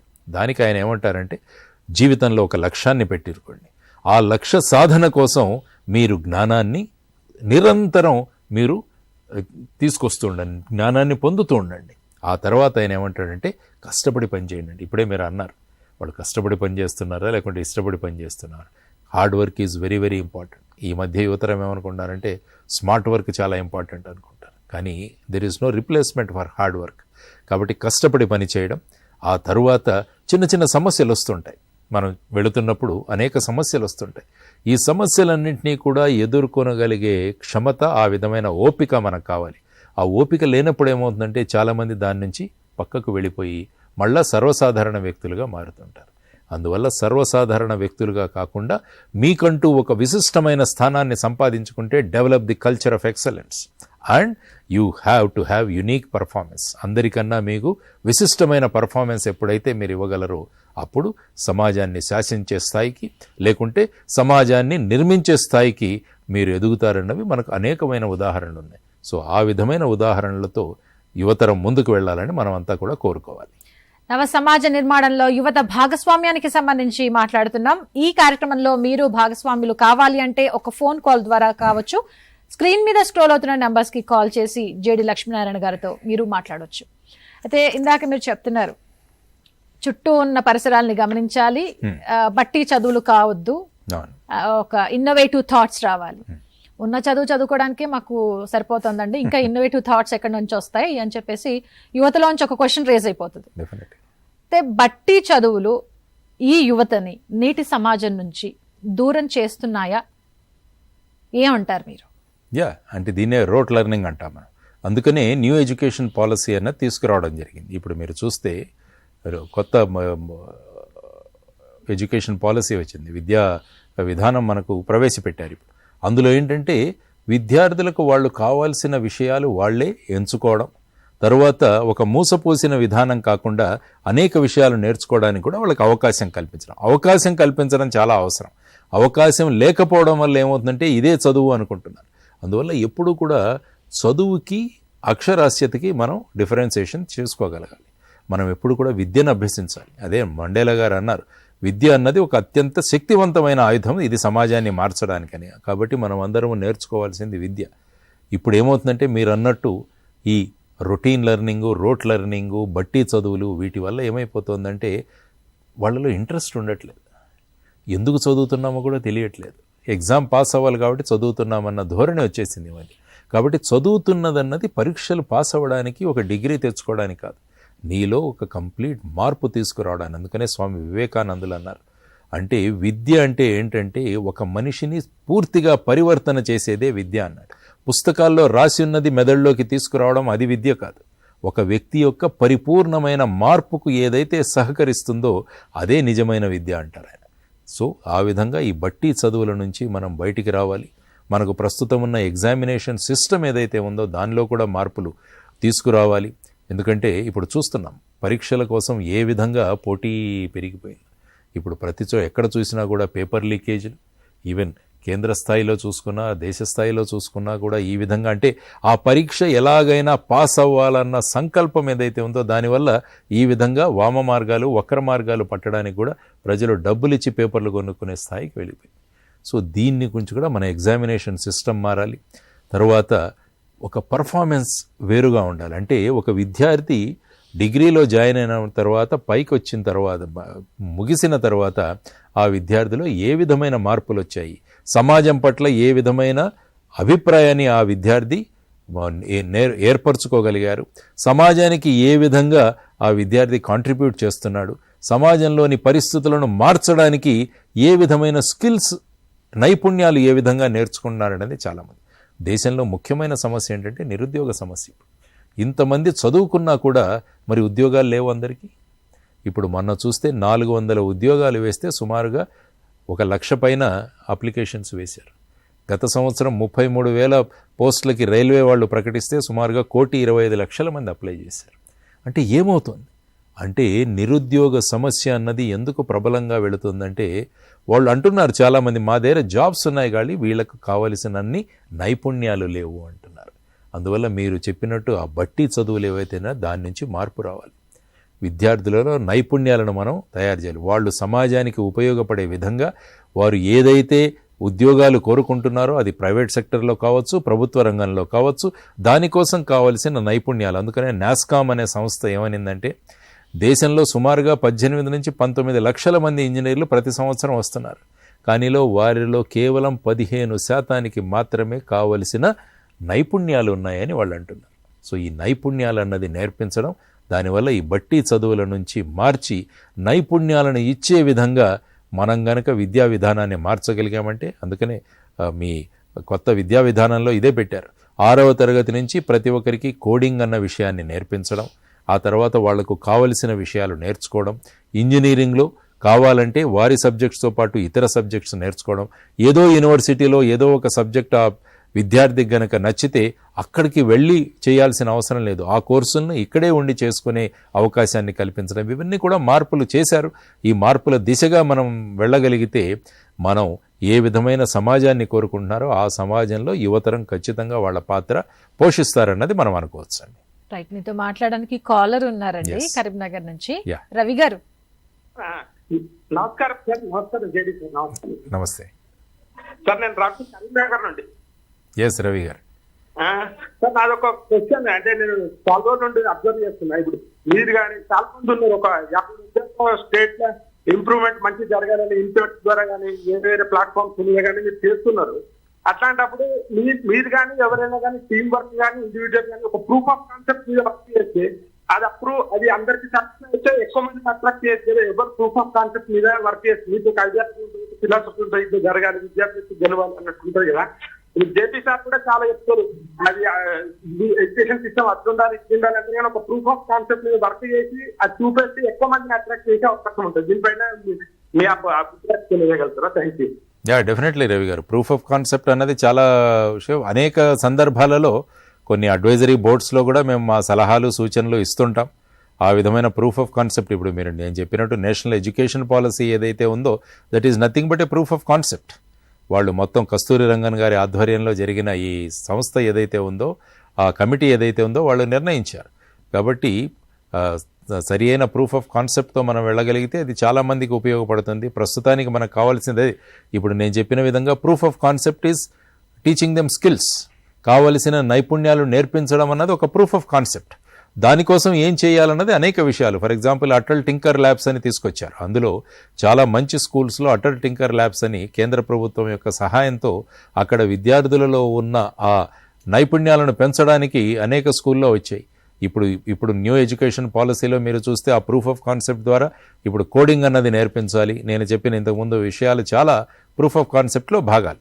కాబట్టి సందర్భానికి అనుసారంగా ప్రూఫ్ ఆఫ్ కాన్సెప్ట్లో నేషనల్ ఎడ్యుకేషన్ పాలసీలో కూడా అనేకమైన సలహాలు కూడా పంపించడం జరిగింది. వాటిలో కొన్నింటిని ప్రూఫ్ ఆఫ్ కాన్సెప్ట్లో కూడా రావడం జరిగింది. మీరు చెప్పిన విషయం కరెక్ట్ రవి గారు. అయితే ఇందాక మీరు చెప్తూ పేపర్ లీకేజ్లు కూడా మీరు ప్రస్తావించారు. అంటే పోటీ పరీక్షలకు ప్రిపేర్ అవుతున్న విద్యార్థులంతా కూడా ఎలాగైనా అందులో పాస్ అవ్వాలి, ఉత్తీర్ణత సాధించాలి, మనం సీట్ సంపాదించాలని ఆలోచనతో అక్కడి వరకు వెళ్ళిపోతున్నారంటే వీళ్ళలో ఆత్మస్థైర్యం లోపిస్తోందా? ఏమవుతోందంటారు అసలు? అంటే ఏమవుతుందంటే ఈ ఫర్ ఎగ్జాంపుల్ మీరు తీసుకుంటే మొత్తం భారతదేశంలో సుమారుగా 1,00,000 MBBS సీట్లు ఉన్నాయి. రాసిన వాళ్ళు 24 లక్షల మంది. కానీ భారతదేశంలో డాక్టర్లు ఇంకా చాలామంది కావాలని కోరుకుంటున్నారు. మరి ప్రభుత్వాలు ఆలోచించి ఇంకా ఎక్కువ మందికి ఏ విధంగా మనం ఈ విధమైన డాక్టర్ MBBSలో ఏ విధంగా మనం సీట్లు ఇవ్వచ్చు అని ఆలోచించాలి. అదే మీరు పీజీకి వెళితే సుమారుగా దేశమంతా తీసుకుంటే సుమారుగా 20 నుంచి 25 వేల వరకే పీజీ సీట్లు ఉంటాయి. అంటే ఇంతమంది పాస్ అయిన వాళ్ళకి తక్కువ సీట్లు ఉన్నాయి. ఒకవైపు చూస్తే మెడికల్ మనకు సహాయం లేదు. ప్రతి 1000 మందికి ఎంతమంది డాక్టర్లు కావాలి అంటే మిగతా దేశాల్లోగా మన దేశాల్లో లేరు. ఒకవైపేమో డాక్టర్లు కావాలి, కానీ ఈ నెంబర్ని మనం రెస్ట్రిక్ట్ చేస్తున్నాం. సో వీటన్నిటిని చూసుకుని ఎక్కువ మందికి ఏ విధంగా మనం అవైలబిలిటీ ఉంటుందన్నది తీసుకురావడం, తర్వాత ఈ పరీక్షా విధానంలో కూడా మార్పు తీసుకురావాలి. ఇప్పుడు ఏమైపోయిందంటే ఒకే పరీక్ష, ఆ తర్వాత వచ్చేసి ఈ క్వశ్చన్ పేపర్ ఎక్కడో తయారు చేస్తున్నారు, ఆ తర్వాత ఆ క్వశ్చన్ పేపర్ను ఎలాగైనా పట్టుకొని తీసుకువచ్చి దాన్ని ఒక లాభసాటి వ్యాపారంగా చేసుకునే తత్వాలు కూడా మనకు సమాజంలో ఉన్నాయి. సో వీటన్నిటినీ కూడా తీసుకోవాలంటే ఇప్పుడు ఈ నీట్ పేపర్ లీకేజ్ అయిన తర్వాత అనేక మార్గాలు సూచిస్తున్నారు చాలామంది. ఒక క్వశ్చన్ బ్యాంక్ లాగా తయారు చేయాలి, లేకుంటే దాన్ని ఒక ప్రిలిమినరీ తర్వాత మెయిన్ ఎగ్జామ్ లాగా తయారు చేయాలి. ఎలాగైతే జేఈఈలో మీరు కండక్ట్ చేస్తున్నారో ఒక ఇనీషియల్ టెస్ట్ తర్వాత అడ్వాన్స్ టెస్ట్, ఆ విధమైన మార్పులు తీసుకురమ్మని చూస్తున్నారు. కాబట్టి ఎప్పుడైతే డిమాండ్ ఎక్కువగా ఉంటుందో ఈ విధమైన మార్గాల్లో వెళ్ళడానికి కూడా అవకాశం ఉంటుంది. కాబట్టి ముఖ్యంగా విద్యార్థులకు మనకు చెప్పాల్సిన అవసరం ఏంటంటే కేవలం ఇంజనీరింగు మెడికల్ కాకుండా మిగతా ఫీల్డ్స్లో కూడా చాలా అవకాశాలు ఉన్నాయి అన్నది మనం పిల్లల దగ్గరికి ఓరియంటేషన్లో తీసుకురావాల్సిన అవసరం చాలా ఉంది. కానీ ఈ మధ్య ఏమైపోతుందంటే అవి కాకుండా ఇంట్రెస్ట్ లేకున్నా తల్లిదండ్రుల యొక్క ప్రెషర్ వల్ల, సొసైటీ ప్రెషర్ వల్ల ప్రతి ఒక్కరు కూడా ఇది రాయాలి అన్న దీనిలో వచ్చేస్తున్నారు. అందువల్ల ఏంటంటే నేను ఇంతకు ఫస్ట్లో చెప్పినట్టు ఆ విద్యార్థి ఏ విధమైన మార్గంలో వెళ్ళాలని కోరుకుంటున్నారన్నది కనుక మనము మొదట్లోనే గనక గమనించగలిగితే, దాన్ని ఐడెంటిఫై చేయగలిగితే, ఆ విధంగా మనం ఓరియంటేషన్ కనుక వాళ్ళకి ఇవ్వగలిగితే ఏమవుతుందంటే వాళ్ళు కూడా they will be satisfied. Unnecessary rat race అన్నది ఏదైతే ఉందో దాని నుంచి కూడా మనం దూరం కావచ్చు. దీని గురించి ప్రభుత్వాలు ఆలోచించాలి. దాని గురించి ఏ విధమైన మార్గాలు తీసుకురావాలన్నది ఇప్పుడు నీట్ ఎగ్జామ్ గురించి సుప్రీంకోర్టులో జరుగుతున్నది. ఐ థింక్ ఈరోజు ఫైనలైజ్ చేస్తారనుకుంటాను దాని గురించి. అంటే రీ ఎగ్జామ్ పెట్టాలా లేకుంటే ఆ లీకేజ్ ఎంతవరకు ప్రభావితమైందనేది. కాబట్టి ఇటువంటి సందర్భాలు ఇవ్వకుండా కూడా మన టెస్టింగ్ సిస్టంలో కూడా మార్పులు తీసుకురావాల్సిన అవసరం ఉంది అన్నది నేను అనుకుంటానండి. కాలర్ ఉన్నారండి కరీంనగర్ నుంచి, వైష్ణవి గారు. హలో, ఎస్ చెప్పమ్మా. లక్ష్మీనారాయణ గారు వింటున్నారు, చెప్పండి. రిజర్వేషన్ కదా, ఫర్ ఎగ్జాంపుల్ 60 మార్క్స్ ఇచ్చిన వరకు జాబ్ వస్తుంది, 90% ఉన్న వాళ్ళకి మ్యారేజ్ ఉంటుంది కానీ జాబ్ అవ్వట్లేదు కదా. రిజర్వేషన్స్ కి సంబంధించి రిజర్వేషన్ సంబంధించిన విషయాలు జనరల్గా సర్వసాధారణంగా విద్యార్థులలో ఈ మధ్య ప్రధానంగా మాట్లాడుతున్న అంశం రిజర్వేషన్ సిస్టమ్. ఎందుకంటే ఈ రిజర్వేషన్ సిస్టమ్ అన్నది మనం ఒకసారి భారతదేశ చరిత్రను కానీ మన సామాజిక ఆర్థిక విధంగా ప్రజలు ఏ విధంగా వాళ్లకున్న వసతుల నుంచి దూరం అయ్యారో, దానివల్ల వాళ్లకు తగిన వయసులో తగిలైన విద్యను నేర్పించలేకపోవడం వల్ల కొన్ని విశిష్టమైన సమాజాల్లో వాళ్లకు రిజర్వేషన్స్ ఇస్తే తప్ప మిగతా వారితో లాగా వాళ్ళు ఆ ప్రవాహంలో వారితో పాటు వెళ్ళి వాళ్ళు కూడా ఉండలేరన్న ధోరణితో రిజర్వేషన్ సిస్టమ్ అనేది క్రియేట్ చేయడం జరిగింది. సో క్రమక్రమంగా ఈ రిజర్వేషన్ సిస్టంలో కూడా మార్పులు వస్తున్నాయి. ఇప్పుడు ఫర్ ఎగ్జాంపుల్ ఏమన్నారు మీకు, క్రీమీ లేయర్ కాన్సెప్ట్ అన్నది ఒకటి వచ్చింది. అంటే ఓబీసీలో ఉన్న వాళ్ళకి ఎవరైతే ధనవంతులుగా ఉంటారో వాళ్ళ వార్షిక ఆదాయం 8 లక్షల కన్నా పైబడి ఉంటుందో వాళ్ళకి రిజర్వేషన్లు వర్తించవు అన్నది ఒక విధానం తీసుకొచ్చారు. తర్వాత వచ్చేసి ఏంటంటే ఇప్పుడు సెన్సస్ కూడా కండక్ట్ చేస్తున్నారు, జనాభా లెక్కలు, క్యాస్ట్ సెన్సస్ అన్నది కూడా కండక్ట్ చేస్తున్నారు. దాన్ని బట్టి మొత్తం భారతదేశంలో ఏ విధంగా ఎవరెవరు ఏ ఏ సామాజిక వర్గాలు ఎంత సంఖ్యలో ఉన్నాయి, తర్వాత వాళ్ళ ఆర్థిక స్థితిగతులు ఏ విధంగా ఉన్నాయి, దాని తర్వాత వాళ్లకు ఈ విధమైన రిజర్వేషన్లు ఎంత కల్పించాలి అన్న దాని గురించి కూడా మనకు కంటిన్యూస్గా జరుగుతున్నాయి. ఆ తర్వాత మొత్తం రిజర్వేషన్లు కలిపి 50% కన్నా ఎక్కువ ఉండకూడదని ఇందిరా సహానీ కేసులో సుప్రీంకోర్టు చెప్పడం జరిగింది. ఆ తర్వాత మిగతా రిజర్వేషన్ లేని సామాజిక వర్గాలు ఏవైతే ఉంటాయో వారికి అందులో ఉన్న పేదలకు రిజర్వేషన్ కల్పించాలని economically weaker sections EWS system కూడా తీసుకురావడం జరిగింది. అందువల్ల సమాజంలో ఉన్న పరిస్థితులను చూసుకుంటూ సామాజిక ఆర్థిక పరిస్థితులను గమనిస్తూ ఆ తర్వాత విద్యా అవకాశాలను గమనిస్తూ ఈ రిజర్వేషన్ సిస్టంలో కూడా మార్పు వస్తూ ఉంటుంది. సో అందువల్ల ఈ ఆర్థిక విధానాలు అంటే మీకు ఈ క్రీమీ లేయర్ కాన్సెప్ట్ అన్నది రిజర్వేషన్లు అనుభవిస్తున్న ప్రతి వర్గంలో కూడా గనక మనం ఇంట్రడ్యూస్ చేయగలిగితే అప్పుడు ఏమవుతుందంటే కొన్ని సంవత్సరాల తర్వాత ఇక రిజర్వేషన్ అవసరం లేని సమాజాన్ని మనం తయారు చేయవచ్చు అన్నది. అంటే అనేక రకాల ఆలోచనలు ఉన్నాయి. సపోజ్ ఎవరైనా రిజర్వేషన్ తీసుకొని వారు ఒక స్థాయికి వచ్చిన తర్వాత వాళ్ళ పిల్లలకు రిజర్వేషన్లు వర్తించకూడదు అన్నది కూడా అంటున్నారు. సో ఈ విధంగా మార్పులు చేర్పులతో ఒక సమాజాన్ని ఎలా తయారు చేయాలంటే ఒక స్థాయికి వచ్చిన తర్వాత ఈ రిజర్వేషన్లు ఎవరికి అవసరం లేవు అన్న స్థితికి మనం తీసుకురాగలగాలి. ఆ విధంగా ఆలోచనలు కావాలి. ఆ తర్వాత ఏంటంటే ఓట్ బ్యాంక్ రాజకీయాలకు కూడా రిజర్వేషన్లు వాడుకోకూడదని నేను ఎప్పుడూ అంటాను అనమాట. సాధారణంగా ఏమైపోయిందంటే పొలిటికల్ రంగంలో రిజర్వేషన్లు కల్పిస్తామని ఇప్పుడు చూడండి, ఫర్ ఎగ్జాంపుల్ మహారాష్ట్రలో మరాఠాలు, తర్వాత రాజస్థాన్లో జాట్సు, హర్యానాలో జాట్సు, తర్వాత మిగతా అనేక మంది రిజర్వేషన్ల కోసం వారు ప్రయత్నిస్తున్నారు. అంటే వీటన్నిటి గురించి కూడా మనం ఆలోచించి ఏ వర్గాలకైతే రిజర్వేషన్ కావాలో వారికే రిజర్వేషన్లు కనిపిస్తూ ఒకసారి రిజర్వేషన్ బెనిఫిట్ తీసుకున్న తర్వాత వారి తర్వాతే వారికి ఇక ఈ రిజర్వేషన్లు వర్తించకుండా చేయగలిగితే ఏమవుతుందంటే నేను చెప్పినట్టు కొన్ని సంవత్సరాల తర్వాత ఇక రిజర్వేషన్ల అవసరం లేని సమాజాన్ని మనం తీసుకురావచ్చు. అప్పటి వరకు ఈ విధానాలు కొనసాగించడం కూడా కరెక్టే. ఎందుకంటే అది అవసరం ఉన్న వారికి మనం ఆ విధంగా ఆదుకుంటూ వాళ్ళను పైకి తీసుకువచ్చి జనరల్ స్ట్రీమ్లో కూడా మనం వాళ్ళను ఇంక్లూడ్ చేయడం అనేది చాలా ముఖ్యమైన విషయం. సార్ మనం ఇందాక చదువుల గురించి మాట్లాడుతున్నాం, బట్టి చదువులకు సంబంధించి ఫెయిల్యూర్స్కి సంబంధించి మనం ఒకసారి చూసుకున్నట్టయితే చదువులో కానీ ఉద్యోగంలో కానీ ఈ సన్నద్ధతలో వాళ్ళు వెనకంజకు కారణాలు ఏమై ఉంటాయని మీరు గమనించారు? ముఖ్యంగా వెనుకంజకు కారణం లేకుంటే ఫెయిల్యూర్ కారణం అకాడమిక్స్లో తీసుకుంటే ముందు చెప్పినట్టు డెడికేషన్ లేకపోవడం, ఆ తర్వాత ప్యాషనేట్గా ఉండకపోవడం. ఈ రెండింటికి కూడా మనం కారణాలు వెతకాలి. అంటే వాళ్ళు ఇంట్రెస్ట్తో చదువుతున్నారా లేకుంటే ఏదైనా ఫోర్స్తో చదువుతున్నారా అన్నది చూడాలి. ఒక విద్యార్థి ఫర్ ఎగ్జాంపుల్ మంచి చిన్న చిన్న వర్క్స్ తర్వాత క్రియేటివ్గా చేయగలడు. అతన్ని అక్కడికి తీసుకొచ్చి మనం బలవంతంగా ఈ కాలేజీల్లో చేర్పిస్తే ఏమవుతుందంటే కాన్సన్ట్రేట్ చేయలేడు. He will not have the dedication. ఆ విధమైన ప్యాషనేట్తో ఉండడు. కాబట్టి ఏమవుతుందంటే ఇటువంటి వాళ్ళు ఆ విధంగా ఫెయిల్యూర్ దశగా వెళ్ళే అవకాశం ఉంటుంది. తర్వాత ఏంటంటే డిస్ట్రాక్షన్స్. ఇప్పుడు సమాజంలో చూసుకుంటే అనేక విధమైన డిస్ట్రాక్షన్స్ ఉన్నాయి. ఫర్ ఎగ్జాంపుల్ ముఖ్యంగా ఈ తరం విద్యార్థులను చూడాలంటే సోషల్ మీడియా అన్నది విపరీతంగా వచ్చేసింది ఈ మధ్య. తర్వాత ఈ సెల్ ఫోన్స్ కానీ గ్యాడ్జెట్స్ కానీ ఈ విధంగా ప్రోగ్రామ్స్ తర్వాత రకరకాల ప్రభావాలు వాళ్ళ మీద ఉండడం వల్ల ఈ కాన్సన్ట్రేషన్ అన్నది కూడా తగ్గుతుంది. ఆ తర్వాత డెడికేషన్ అన్నది కూడా తగ్గుతుంది. కాబట్టి మొదట మనం నేర్చుకోవాల్సింది, అందుకనే అన్నాను స్టూడెంట్ సెంట్రిక్ ఎడ్యుకేషన్ సిస్టమ్ రావాలి. అంటే విద్యార్థి దేన్ని కోరుకుంటున్నాడో ఆ విధంగా గనక మనం చూడగలిగితే, ఆ విధంగా గనక మనం ఆలోచించి ఆ విధమైన స్ట్రీమ్లో గనక పెట్టగలిగితే he will work with full of enthusiasm. ఆ విధంగా తన ప్యాషనేట్గా తను వెళ్ళగలడు.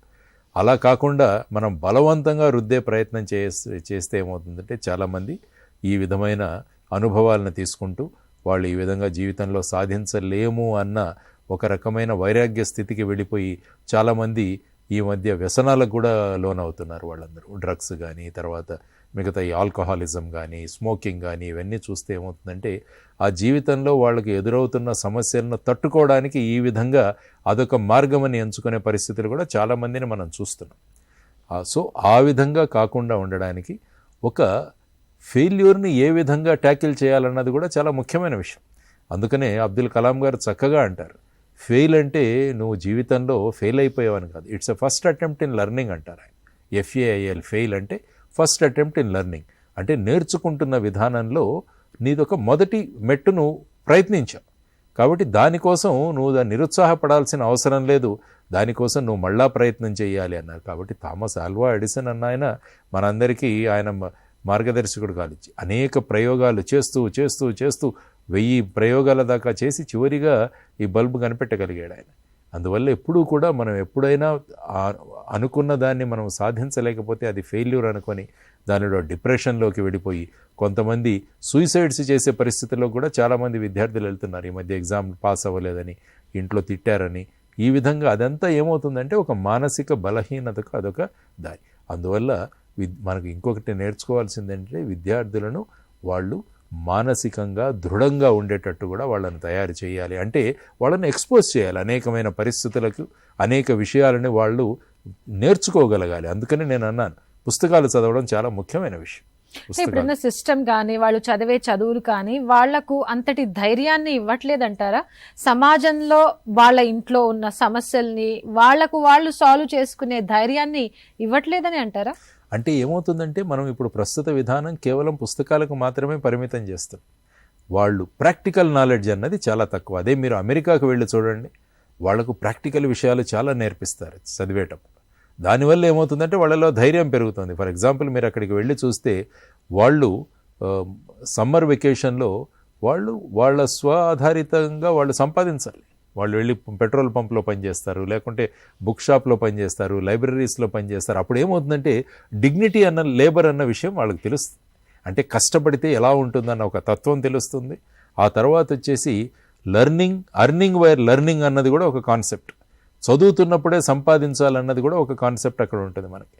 ఫర్ ఎగ్జాంపుల్ దాన్నే ఇప్పుడు ఢిల్లీలో వాళ్ళు మొదలుపెట్టారు బిజినెస్ బ్లాస్టర్స్ అని చెప్పేసి. ప్రభుత్వ పాఠశాలలో ఢిల్లీ ప్రభుత్వం తెచ్చింది. అంటే ప్రతి విద్యార్థికి 2,500 రూపాయలు ఇచ్చి బిజినెస్ ఐడియాస్ అన్నవి డెవలప్ చేయాలి.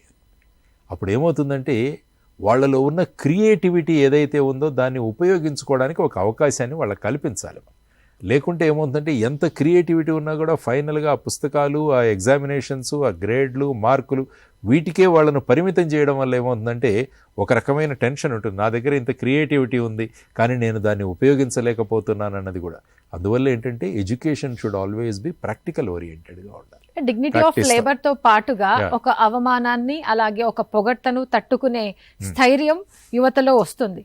కానీ అమెరికా లాంటి డెవలప్డ్ కంట్రీస్ లో వాళ్ళ జీవన విధానం వాళ్ళు అలవర్చుకున్నారు. కానీ మన దగ్గర అలాంటి పరిస్థితులు ఉన్నాయా? ఇప్పుడు మీరు చూస్తున్న ఈ యువత అలాంటి పరిస్థితులకి అలవాటు పడడానికి సిద్ధంగా ఉన్నారా? అందుకనే వాటిని గమనించే మన నేషనల్ ఎడ్యుకేషన్ పాలసీలో ఫర్ ఎగ్జాంపుల్ మీరు ఇంజనీరింగ్ చేస్తున్నారు, డిగ్రీ చేస్తున్నారు, ఫస్ట్ ఇయర్ నుంచి మీరు వెళ్ళిపోతే మీకు ఒక సర్టిఫికేట్ ఇస్తారు. సపోజ్ నాకు ఒక ఉద్యోగం వచ్చింది, నేను డిగ్రీ చేస్తున్నాను, ఫస్ట్ ఇయర్ అయిపోయింది, నేను వెళ్ళి సర్టిఫికేట్ తీసుకుని వెళ్ళి ఆ ఉద్యోగం చేసుకుని మళ్ళీ ఎప్పుడైనా కావాలంటే మళ్ళీ వచ్చి నేను చేయొచ్చు. సో ఆ విధమైన ఫ్లెక్సిబిలిటీ అన్నది ఇప్పుడు తీసుకురావడం జరిగింది. ఇంతకుముందు ఎలా ఉండిందంటే ఒక వాటర్ టైట్గా ఉండేది, నువ్వు ఇలా చేస్తేనే ఇది అవుతుంది అన్న వాటర్ టైట్ వల్ల ఏమవుతుందంటే చాలామందిలో ఈ విధమైన ఫ్రస్ట్రేషన్స్ వస్తాయి. నాకు ఒక అవకాశం ఎక్కడైనా ఉంది, ఒక ఫర్ ఎగ్జాంపుల్ మంచి డిజైనర్ ఉంటాడు, వెబ్ డిజైనర్, ఆ వెబ్ డిజైనర్ చదువుకుంటున్నాడు, ఒక మంచి అవకాశం వచ్చింది వెళ్ళడానికి, కానీ ఇంతకు ముందున్న సిస్టంలో ఏంటంటే నేను మానేయాలంటే ఇంకా నాకు డిగ్రీ రాదు అన్న భావన ఉండేది. కానీ ఇప్పుడు ఏమవుతుందంటే మీరు ఫస్ట్ ఇయర్లో వెళ్ళిపోతే సర్టిఫికేట్, సెకండ్ ఇయర్లో వెళ్ళిపోతే డిప్లొమా, 3 సంవత్సరాలు పూర్తి చేస్తే డిగ్రీ, ఇంకా మీరు నేర్చుకోవాలంటే 4 సంవత్సరాలు పనిచేసి మీకు ఆనర్స్ కూడా ఇస్తారు, ఆనర్స్ డిగ్రీ. ఆ విధమైన మార్పులు తీసుకురావడం జరిగింది. అందువల్ల ఏంటంటే బయట ప్రపంచాన్ని మనం గమనిస్తూ తర్వాత మనం ఈ చదువుకుంటూ మన అభిరుచులకు ఆధారంగా మనం ఎక్కడైనా పని చేసుకునే అవకాశం కూడా ప్రస్తుతం ఉన్న విధానంలో తీసుకురావడం జరిగింది. అందువల్ల ఏంటంటే మీరు అన్నట్టు విద్యార్థులను ఈ విధంగా కొత్త వాటిని ఎక్స్పోజ్ చేస్తూ తరువాత వాళ్ళు ఏ విధమైన అవమానకర పరిస్థితులలో కూడా ఉండకుండా వాళ్ళకొక స్థైర్యాన్ని ఇవ్వడానికి ఈ మధ్య సాఫ్ట్ స్కిల్స్ అన్నవి కూడా ఇంట్రడ్యూస్ చేశారు మన దాంట్లో. సాఫ్ట్ స్కిల్స్ అంటే మీరు చదువుకుంటూనే మీలో ఉన్న అనేక నైపుణ్యాలు, ఫర్ ఎగ్జాంపుల్ ఏ విధంగా కమ్యూనికేట్ చేయాలి, మీకున్న హాబీస్ ఏవైతే ఉన్నాయో వాటిని పర్స్యూ చేసుకుంటూ మీరు ఏ విధంగా ముందుకు వెళ్ళాలన్న దానికి కూడా చాలా ఆపర్చునిటీస్ క్రియేట్ చేస్తున్నారు. సో వీటన్నిటి గురించి మనకు విద్యార్థులకు ఎక్స్పోజర్ క్రియేట్ చేయడం చాలా అవసరం. లేకుంటే ఏమవుతుందంటే చదువు అంటే మీరు చదువుకోవడం తర్వాత ఉద్యోగం సంపాదించడం ఇంతవరకే పరిమితం అవుతుంది. కానీ యాక్చువల్గా మనం చూసుకుంటే మన కేపబిలిటీస్కి కావాల్సిన అవకాశాలు చాలా ఉన్నాయి. వాటన్నిటినీ కూడా మనం వాళ్ళకు అందజేసే విధానంలో మన విద్యా విధానం ఉండాలి. ఈవెన్ లెక్చరర్స్ కానీ టీచర్స్ కానీ ఈ విధంగా రోజుకు ఒక 5 నిమిషాలు కనుక వాళ్ళు సమయం కేటాయించగలిగితే సమాజంలో ఏం జరుగుతోందన్న విషయాలను వాళ్ళకు కనుక వాళ్ళు పరిచయం చేయగలిగితే మీరన్నట్టు ఈ డిప్రెషన్కు గురి అవ్వడం లేకుంటే ఏదైనా ఫెయిల్యూర్ అవుతే దానికి వెంటనే రియాక్ట్ అవ్వడము వీటన్నిటి నుంచి వాళ్ళని తగ్గించాలంటే they should be expose to practicality. అన్నది మనం ఎక్స్పోజ్ చేయగలిగాం. అంటే విద్యార్థులు కొన్ని సందర్భాల్లో బయటకు వచ్చి అల్లర్లు కానీ ధర్నాలు కానీ చేయడం, అందులో పార్టిసిపేట్ చేయడం, వాళ్ళ మీద కేసులు బుక్ అవ్వడం, ఇలాంటివి కూడా చూస్తూ ఉంటాం కదండి. వాటి మీద మీరు ఏ విధంగా రెస్పాండ్ అవుతారు? మీరు పెడుతున్న ఈ సభల్లో విద్యార్థులు దీని మీద ఏమంటున్నారు? యాక్చువల్గా ఏమవుతుందంటే విద్యార్థులలో నాయకత్వ లక్షణాలు కూడా పెంపొందించాల్సిన అవసరం చాలా ఉంది. అందుకనే ఏంటంటే స్టూడెంట్ బాడీస్ అన్నవి ఇంతకుముందు ఉండేవి. కాలేజెస్లో ఎలక్షన్స్ జరిగేవి, స్టూడెంట్ బాడీస్ ఉండేవి. దానివల్ల ఏంటంటే వాళ్లకు ఎలక్షన్ విధి విధానాలు కూడా తెలిసేవి, ఓటు యొక్క ప్రాముఖ్యత ఏంటో తెలిసేది. ఆ తర్వాత విద్యార్థి నాయకత్వం అక్కడి నుంచే మొదలయ్యేది. కానీ గత 25 సంవత్సరాల నుంచి ఏమైందంటే కొన్ని సంఘటనల వల్ల ఈ కాలేజెస్లో ఈ ఎన్నికలు వీటన్నిటినీ కూడా వాళ్ళు క్యాన్సిల్ చేయడం జరిగింది. దానివల్ల ఏమవుతుందంటే ఇక వాళ్ళ ఎమోషన్స్ ఏవైతే ఉన్నాయో, అన్యాయాలు ఏవైతే ఉన్నాయో వాటిని వ్యక్తం చేయడానికి వాళ్ళు రోడ్ల మీదకి వచ్చి మీరు అన్నట్టు ధర్నాలు కానీ ఈ విధమైన విషయాలు కానీ చేసే అవకాశం. కాబట్టి మనం గనక వారికి అవకాశాలు కల్పించగలిగితే ఏమవుతుందంటే వాళ్లకు నాయకత్వ లక్షణాలతో పాటు సమాజంలో ఏ విధమైన మార్పులు యువతరం కోరుకుంటోందన్నది కూడా కాలేజీ స్థాయిలోనే గనక వాళ్ళకు ఉంచగలిగితే అక్కడ ఈ బ్యాలెన్స్ అవుతుంది. లేకుంటే ఏమవుతుందంటే మీరు అన్నట్టు ఫర్ ఎగ్జాంపుల్ ఇప్పుడు చూస్తున్నాం ఎగ్జామినేషన్స్ పోస్ట్పోన్ చేయాలని చెప్పేసి మనకు అనేక రోజుల నుంచి ధర్నాలు జరుగుతున్నాయి. సిలబస్ సరిగా లేదు, లేకుంటే టైం సరిగా లేదు, ఇవన్నీ. కానీ ఈ విద్యార్థుల యొక్క అభిప్రాయాలను తెలుసుకోవడానికి ఒక ఫోరం అన్నది లేకుండా పోయింది మనకు. లేకుంటే ఏమవుతుందంటే కాలేజీల్లో ఈ స్టూడెంట్స్ యూనియన్ అన్నవి అవి ఈ విధమైన విద్యార్థి అభిప్రాయాలను ప్రభుత్వం వరకు తీసుకువెళ్ళడానికి ఉపయోగపడేవి. అందువల్ల ఈవెన్ యూజీసీ అనేక విద్యా సంస్థలకు రాసింది మీ కాలేజెస్లో స్టూడెంట్ బాడీస్ని ఏర్పాటు చేయండి అని కూడా చాలామంది, ముఖ్యంగా మన తెలుగు రాష్ట్రాల్లో ఇంతవరకు ఆ విధమైన మార్పు తీసుకురాలేదు.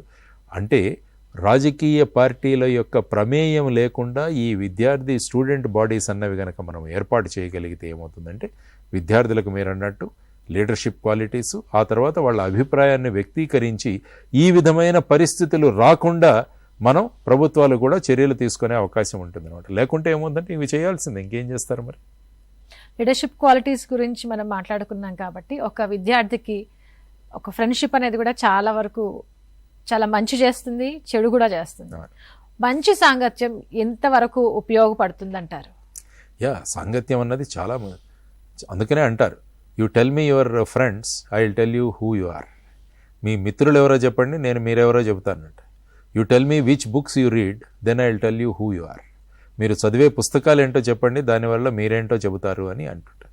అందువల్ల ఏంటంటే సాంగత్యం అన్నది చాలా ముఖ్యం, ఫ్రెండ్షిప్స్ అన్నవి కూడా చాలా ముఖ్యం. అందుకనే నేను చాలా చోట్ల విద్యార్థులకు చెబుతుంటాను, ఎవరి వల్ల అయితే మీ విలువ పెరుగుతుందో వారు నిజమైన స్నేహితులు, ఎవరి వల్ల అయితే మీ విలువ తగ్గిపోతుందో అటువంటి స్నేహాలు మీరు చేయకండి అన్నది చాలా ముఖ్యమైన విషయం. అందుకనే ప్రస్తుతం సోషల్ మీడియాలో వర్చువల్ ఫ్రెండ్షిప్స్ అనేవి కూడా చాలా ఎక్కువైపోయాయి. అంటే ఆ ఎదుటి వ్యక్తి ఎవరో తెలియదు కానీ మేము ఫ్రెండ్స్ అయిపోతుంటాం సోషల్ మీడియాలో. ఫేస్బుక్ ఫ్రెండ్స్ అంటారు, లేకుంటే ఇంకొక ఫ్రెండ్స్ అంటారు. వాళ్ళు ఎవరో తెలియదు, వాళ్ళు ఏ ప్రాంతానికి ఉన్నవాళ్ళో తెలియదు, వాళ్ళు ఎవరో కూడా తెలియదు. కానీ ఇటువంటి పరిచయాలను పెంచుకుంటూ చాలామంది కష్టాల్లో పడిన వాళ్ళు కూడా చాలామంది ఉన్నారు. ముఖ్యంగా అమ్మాయిలు చాలామంది కష్టాల్లో ఉన్న పరిస్థితులు మనం చూసాం. ఎవరో ఫ్రెండ్షిప్ అని వెళ్ళి ఫైనల్గా వారు ఎవరో తేలి ఫైనల్గా వాళ్ళని ఏదో మార్గాల్లో వాళ్ళని తీసుకువెళ్ళడానికి ప్రయత్నించిన కేసులు కూడా చాలా వస్తుంది. అందువల్ల ఏంటంటే అందుకనే ఒక చోట చెప్పాను నేను, ఫేస్బుక్లో 1000 మంది మిత్రులు కాదు, మన ఫేస్ను ఒక బుక్ లాగా చదివే వాళ్ళు ఒక 4 మిత్రులు ఉంటే చాలు అని చెప్పాను నేను. So better to have 4 friends who can read your face like a book instead of having 1000 friends on your Facebook అని చెప్పాను. దానివల్ల ఏమవుతుందంటే మంచి సాంగత్యాలు చేయండి. ఎవరి వల్ల అయితే మీ విలువ పెరుగుతుందో అటువంటి సాన్నిహిత్యాలు, అటువంటి స్నేహం మీరు చేసుకుంటూ వెళ్ళగలిగితే ఏమవుతుందంటే ఒక గొప్ప మార్గంలో మనం అంతా వెళ్ళగలం. లేకుంటే ఏమవుతుందంటే ఈ మధ్య అనేక సంఘటనలు చూస్తున్నాం మనం. ఏదో చేయాలని పోయి నిన్నటికి మొన్న ఐ థింక్ ఏదో స్టంట్లు చేయబోయి ఒక పిల్లవాడు ఎవరో చనిపోయాడని నేను చదివాను, ఆ మోటార్ బైక్ స్టంట్స్ అనేవి. తర్వాత ఈ రీల్స్ అని ఏవో చేస్తూ ప్రమాదకరమైన సంఘటనలో ఇరుక్కున్న వాళ్ళు కూడా చాలామంది ఉన్నారు. తర్వాత దుర్భాషలాడే వాళ్ళని చూసాం. ఎందుకంటే మాకు యూట్యూబ్లో ఎక్కువ వ్యూస్ కావాలని చెప్పేసి అనేక అపశబ్దాలు మాట్లాడే వాళ్ళని కూడా చూసాం, వాళ్ళందరినీ కూడా. సో ఈ విధమైన పరిస్థితులు ఉన్నప్పుడు స్నేహితులను సెలెక్ట్ చేసుకోవడం అన్నది చాలా ముఖ్యమైన విషయం. పరిమిత స్నేహాలు చేస్తూ, మంచి స్నేహాలు చేస్తూ మన జీవితంలో వారి ఉపయోగం ఉంటుందనుకున్న స్నేహాలు చేస్తూ మనం ముందుకు వెళితే ఏమవుతుందంటే మన జీవనం చక్కగా ఉంటుంది. ఆ విధంగా ఇది చాలా ముఖ్యమైన విషయం విద్యార్థుల్లో. అయితే ఇప్పుడు మనం ఈ టెక్నాలజీ విపరీతంగా పెరిగిపోయింది. అవును. అది మంచికి చెడుకి రెండు మార్గాలకి అదే కారణం అవుతాం. అవును. వితౌట్ టెక్నాలజీ మనం అసలు మన డేని స్టార్ట్ చేయలేకపోతున్నాం, ఎండ్ చేయలేకపోతున్నాం. బాడీలో సెల్స్ ఏ విధంగా ఉందో మన సెల్ ఫోన్ ఆ విధంగా అయిపోయింది. సెల్ ఫోన్ ప్రభావం విద్యార్థుల మీద ఎంతవరకు ఉంటుంది? మీరు అన్నట్టు టెక్నాలజీ అన్నది మనము అనుసరించాలి. There is no doubt. టెక్నాలజీని పక్కకు పెట్టేసి మనం దూరంగా ఉండలేం. మారుతున్న టెక్నాలజీతో మనం ఏ విధంగా దాన్ని ఉపయోగించుకోగలం అన్నది కూడా మనం ఆలోచించాల్సిన అంశం. అందుకని చాలా చోట్ల చెబుతున్నాను, ఒక కత్తిని తీసుకొని అమ్మకిస్తే చక్కగా కూరగాయలు తరుగుతుంది అమ్మ. అదే కత్తిని ఒక డాక్టర్కి ఇస్తే బ్రహ్మాండంగా సర్జరీలు చేస్తాడు. అదే కత్తిని ఒక క్రిమినల్కి ఇస్తే వాడు ఈ విధంగా క్రైమ్స్ చేయడానికి ఉపయోగిస్తాడు. కత్తి ఒకటే, దాన్ని ఎలా ఉపయోగిస్తున్నా దాని మీద ఆధారపడి ఉంటుంది. సో టెక్నాలజీ కూడా అంతే. ఈ టెక్నాలజీని మనం ఏ విధంగా ఉపయోగిస్తున్నాం. ఇప్పుడు చూస్తే చాలామంది రోజుకు సుమారుగా 15 గంటలు ఫోన్లోనే ఉంటారు. కానీ ఆ ఫోన్లో దేని మీద ఉంటున్నాం అన్న దాని మీద మన భవిష్యత్తు ఆధారపడి ఉంటుంది. ఆ ఫోన్లో టైంపాస్ కానీ లేకుంటే ఇతర అనవసర విషయాలు కానీ చూడరాని విషయాలు కానీ చూసుకుంటూ వెళితే మన జీవనం అంధకారంలో పడిపోతుంది. అదే టెక్నాలజీని మనం చక్కగా వినియోగించుకుంటూ కనుక ముందుకు వెళుతుకెళితే దాన్ని ముందుకు వెళ్తాం. ఎందుకంటే ఇప్పుడు చాలామంది స్కూల్స్లో కాలేజెస్లో కూడా వాళ్ళ మెసేజెస్ కానీ వాళ్ళ పర్ఫార్మెన్స్ కానీ ఇవన్నీ కూడా మీకు ఫోన్స్ ద్వారానే తెలియజేస్తుంటారు. కాబట్టి it has become a necessary evil. మన దగ్గర ఉండాల్సిందే అది. కానీ దాన్ని ఏ విధంగా మనం ఉపయోగించుకుంటున్నాం అన్న దాని మీద ఆధారపడి ఉంటుంది. దానివల్ల సెల్ ఫోన్ గురించి కూడా పిల్లలకు ముఖ్యంగా బ్రీఫ్ చేయడము, ఆ తర్వాత దాని ప్రభావాలు ఎంత ఉపయోగించడం. చాలామంది పిల్లలు నేను అడిగినప్పుడు ఏం చేస్తారంటే మా తల్లిదండ్రులే ఎన్నిసార్లు ఉపయోగిస్తున్నారు కాబట్టి మేము కూడా ఉపయోగిస్తాం. కాబట్టి తల్లిదండ్రులు కూడా ఈ విషయాల పట్ల వాళ్ళకు అవగాహన కల్పించడం. ఆ తర్వాత చాలామంది ఏం చేస్తున్నారంటే ఈ సెల్ ఫోన్లు పిల్లలకి ఇచ్చేస్తుంటే వాళ్ళు మమ్మల్ని విసిగించర్లే అనుకుంటున్నారు. కానీ ఆ సెల్ ఫోన్లో వాళ్ళు ఏం చూస్తున్నారన్న దాని మీద ఆధారపడి ఉంటుంది. భోజనం చేయాలంటే కూడా అది ఇవ్వాల్సిందే. అందుకని నేను ఒక చోట చెప్పాను, మొన్న ఒక చోట ఉయ్యాల్లో వేసే ఫంక్షన్కి వెళితే అంతకుముందు పిల్లలు ఇలా చేతులు తిప్పుకుంటూ ఉండేవాళ్ళు చిన్నపిల్లలు. కానీ ఈ మధ్య ఇలా అంటున్నారు. అంటే ఆ ఫోన్లు అంటే అలవాటు పడిపోయారు. ఆ ట్యాబ్లకి ఫోన్లకి అలవాటు పడిపోయి వాళ్ళు ఆ విధంగా ఆ టెక్నాలజీలోనే మునిగి తేలుతున్నారు. కాబట్టి టెక్నాలజీ అన్నది ఎప్పుడు కూడా ఉప్పులాగా ఉపయోగించుకోవాలి. అన్నంలో మన తిండిలో ఉప్పు ఎక్కువైతే మనం తినలేము. అదేవిధంగా టెక్నాలజీ కూడా మన జీవనంలో ఎక్కువైతే అది కూడా విపరీత పరిణామాలకు దారితీస్తుంది. కాబట్టి use technology, there is no doubt. But ఆ ఏ టెక్నాలజీని ఎంతవరకు ఉపయోగించుకుంటున్నాం అన్నది, అది మనకు అవసరమా లేదా అన్నది కూడా చాలా అవసరం. ఇప్పుడు ఫర్ ఎగ్జాంపుల్ కాలేజీలో చదువుకున్న వాళ్ళకి ఈ ఫేస్బుక్ల్లో కానీ మిగతా ఇన్స్టాగ్రామ్స్ కానీ వీటిలో అంతగా మనం పెట్టాల్సిన అవసరం లేదు. అందుకనే cell phone discipline is also important. రోజుకు ఎలాగైతే టైం టేబుల్ ఉంటుందో ఆ విధంగా ఒక టైం టేబుల్ తయారు చేసుకోండి. మేబీ లంచ్ టైంలో ఒక ½ అవర్ నేను చూస్తాను. Maybe evening time I will attend for ½ hour. That is sufficient. ఎందుకంటే ఇప్పుడు కొంపలంటుకుపోయే ఏదైనా ఉంటే వాళ్ళు ఫోన్ చేస్తారు. కానీ దాంట్లో ఉండి చూస్తూ ఉండాల్సిన అవసరం లేదు. కాబట్టి use technology, but how much technology you have to use for what అన్నది మీరు గనక గమనించుకుంటే అది మీ భవిష్యత్తుకు కానీ మీ అభివృద్ధికి కానీ అది ఉపయోగపడుతుంది. అది నేర్చుకోవాల్సిన అంశం. ఒక కత్తిని ఎన్ని విధాలుగా వాడొచ్చో మీరు చాలా చక్కగా చెప్పారు. అయితే యువతలో ఇప్పుడున్న జనరేషన్లో ఇంతటి నైపుణ్యత ఉందంటారా? ఉంది. ఇప్పుడు యువతరం ఎంత షార్ప్గా ఉన్నారంటే మీకు తెలియదు. ఎందుకంటే వాళ్ళు చిన్నతనం నుంచి వాళ్ళ ఎక్స్పోజర్ వేరుగా ఉండేది. ఇప్పుడు మా కాలంలో ఎలాగుండేదంటే ఏదైనా విషయం తెలుసుకోవాలంటే పెద్దల దగ్గర నుంచి తెలుసుకోవాలి, లేకుంటే లైబ్రరీకి వెళ్ళి పుస్తక రూపంలో మనం తెలుసుకోవాలి. కానీ ఇప్పుడు కొత్తగా వచ్చిన ఇంటర్నెట్ విప్లవం వల్ల ఏమవుతుందంటే మన చేతిలో ఉన్న ఈ స్మార్ట్ ఫోన్ కానీ ఈ సెల్ ఫోన్ కానీ ఏదైతే ఉందో దానిలో అన్ని విషయాలు కూడా మనం తెలుసుకోవచ్చు. సో ఆ విధంగా మీరు తెలుసుకోవడానికి అవసరమైన అవకాశం చాలా ఉంది. కాబట్టి ఆ విషయ పరిజ్ఞానం ఏదైతే ఉందో, కానీ ఇప్పుడు ప్రస్తుతం ఉన్న జనరేషన్తో ప్రాబ్లం ఏంటంటే ఇన్ఫర్మేషన్ ఓవర్ఫ్లో, అంటే ఎక్కువ ఇన్ఫర్మేషన్ అయిపోయింది. ఒక్క పదం మీరు కొట్టండి నెట్లో 1,00,000 సైట్లు వస్తాయి మీకు. అందులో ఏది తప్పో ఏది కరెక్టో తర్వాత ఏది ఫాలో అవ్వాలో ఈ కన్ఫ్యూషన్లో ఉన్నారు. సో ఆ విధంగా మీరు చూసుకుంటే వీళ్ళు చిన్నతనం నుంచి వీళ్ళ ఎక్స్పోజర్ ఎక్కువగా ఉండడం వల్ల వీళ్ళు చాలా షార్ప్గా ఉంటున్నారు. కానీ ఈ షార్ప్నెస్ అన్నది మనం పాజిటివ్ డైరెక్షన్లో తీసుకువెళ్ళాలి. ఇందాక ఏ విధంగా అయితే నీటిని మనం ఒక ఆనకట్ట కట్టి ఒక డ్యామ్ కట్టి ఏ విధంగా దాన్ని పాజిటివ్ రీతిలో నీళ్లలో ఉన్న శక్తిని ఉపయోగించుకుంటున్నామో అదేవిధంగా ఈ యువతరంలో ఉన్న ఈ శక్తిని కనుక మనం పాజిటివ్గా ఉపయోగించగలిగితే ఏమవుతుందంటే మనం అనుకున్నట్టు ఒక నవ సమాజ నిర్మాణం అవుతుంది. అందుకనే డెమోగ్రఫిక్ డివిడెండ్ అని మనం ఏదైతే మాట్లాడుకుంటున్నామో దాన్ని గనక యువతరాన్ని గనక చక్కగా మనం డైరెక్షన్స్ ఇవ్వకుంటే it may become demographic disaster also. అది విపరీతమైన పరిణామాలకు దారితీసే అవకాశం కూడా ఉంటుంది. సో దాన్ని మనం ఎలా ఉపయోగించుకోవాలన్న దాని మీద ఆధారపడి ఉంటుంది. మీరన్నట్టు they are very very sharp because of information exposure. కానీ వాళ్ళను సక్రమంగా హ్యాండిల్ చేయాలి. మనం హ్యాండిల్ చేసుకుంటూ వెళ్ళగలిగితే ఏమవుతుందంటే they will give a positive result. అదే కనుక వాళ్ళను విచ్చలవిడిగా మనం వదిలేస్తే ఏమవుతుందంటే they will create a problem for themselves and also to their families and also to the societies.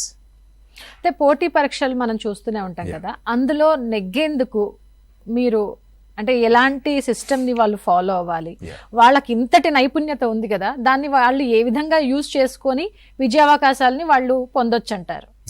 ఈ పరీక్షలు అన్నవి ఎలా తయారయ్యాయంటే ఈవెన్ ప్రధానమంత్రి నరేంద్ర మోడీ గారు కూడా ఓ పుస్తకం రాశారు, ఎగ్జామ్ వారియర్స్.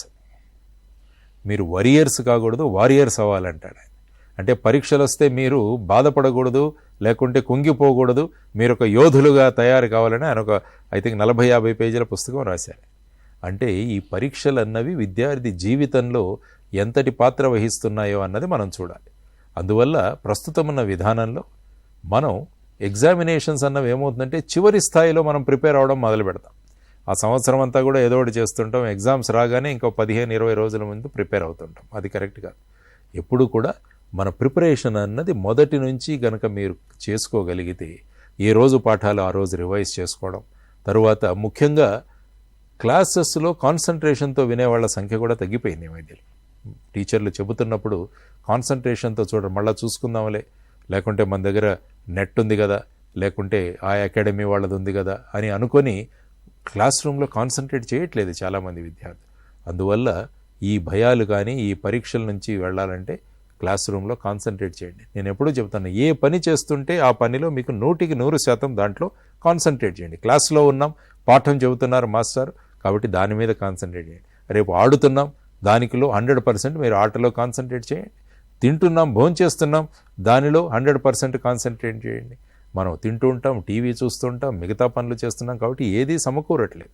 అందువల్ల పరీక్షలు అన్న వాటికి చివరి మినిట్లో ప్రిపేర్ అవ్వకుండా మన షెడ్యూల్ని ప్రిపేర్ చేసుకొని ఆ విధంగా తయారవుతే, అందుకనే ఆయన అంటాడు మనం పండుగల కోసం ఎదురు చూస్తుంటామంటారు ఆయన. నరేంద్ర మోడీ గారి పుస్తకంలో రాశారు ఆయన, మనం పండుగల కోసం ఎదురు చూస్తుంటాం, అదేవిధంగా పరీక్షల కోసం కూడా ఎదురు చూడాలి అంటాడు. ఎందుకంటే సంవత్సరం పొడుగునా మనం చేసిన కష్టానికి, మనం ప్రిపరేషన్కి, మన పర్ఫార్మెన్స్ని, మన ప్రదర్శనను చూపించడానికి ఒక అద్భుతమైన అవకాశం.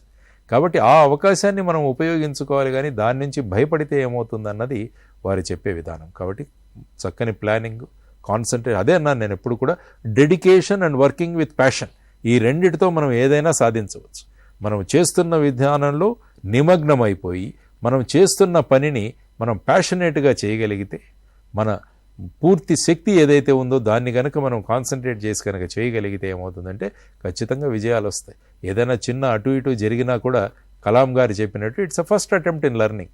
నేర్చుకునే విధానంలో ఒక కొత్త అటెంప్ట్ చేశాం, మళ్ళా చేద్దాం, దాంట్లో ఏ విధంగా ఉంది అన్నది కూడా ఆలోచించుకోవాలి. కాబట్టి ఒక ప్లాన్డ్గా కనుక మనం వెళ్ళగలిగితే ఎప్పుడు కూడా అపజయం అన్నది రాదు. రేపు ఎలా ఉండాలంటే, రేపు ఒక ఉద్యోగం ఇచ్చినా కూడా నేనే అందులో ఎన్నికవుతానన్న కాన్ఫిడెన్స్లో మనం వెళ్ళగలగాలి.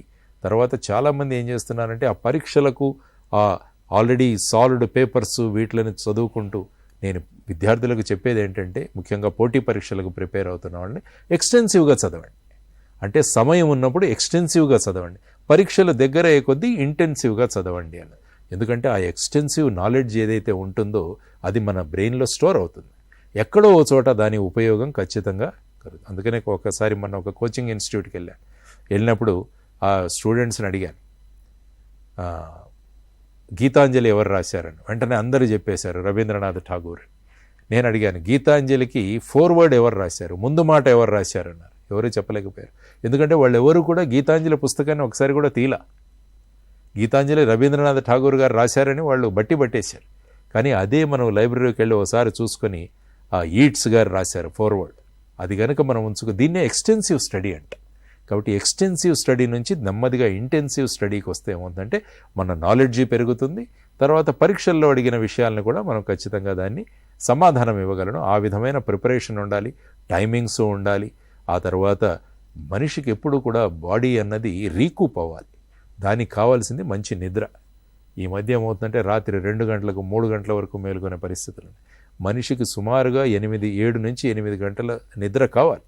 ఆ నిద్ర గంటే ఉండకుందంటే బాడీ అంతా మళ్ళీ రీకూప్ అవుతుంది, సెల్స్ అన్నీ కూడా ఎనర్జెటిక్గా ఉంటాయి.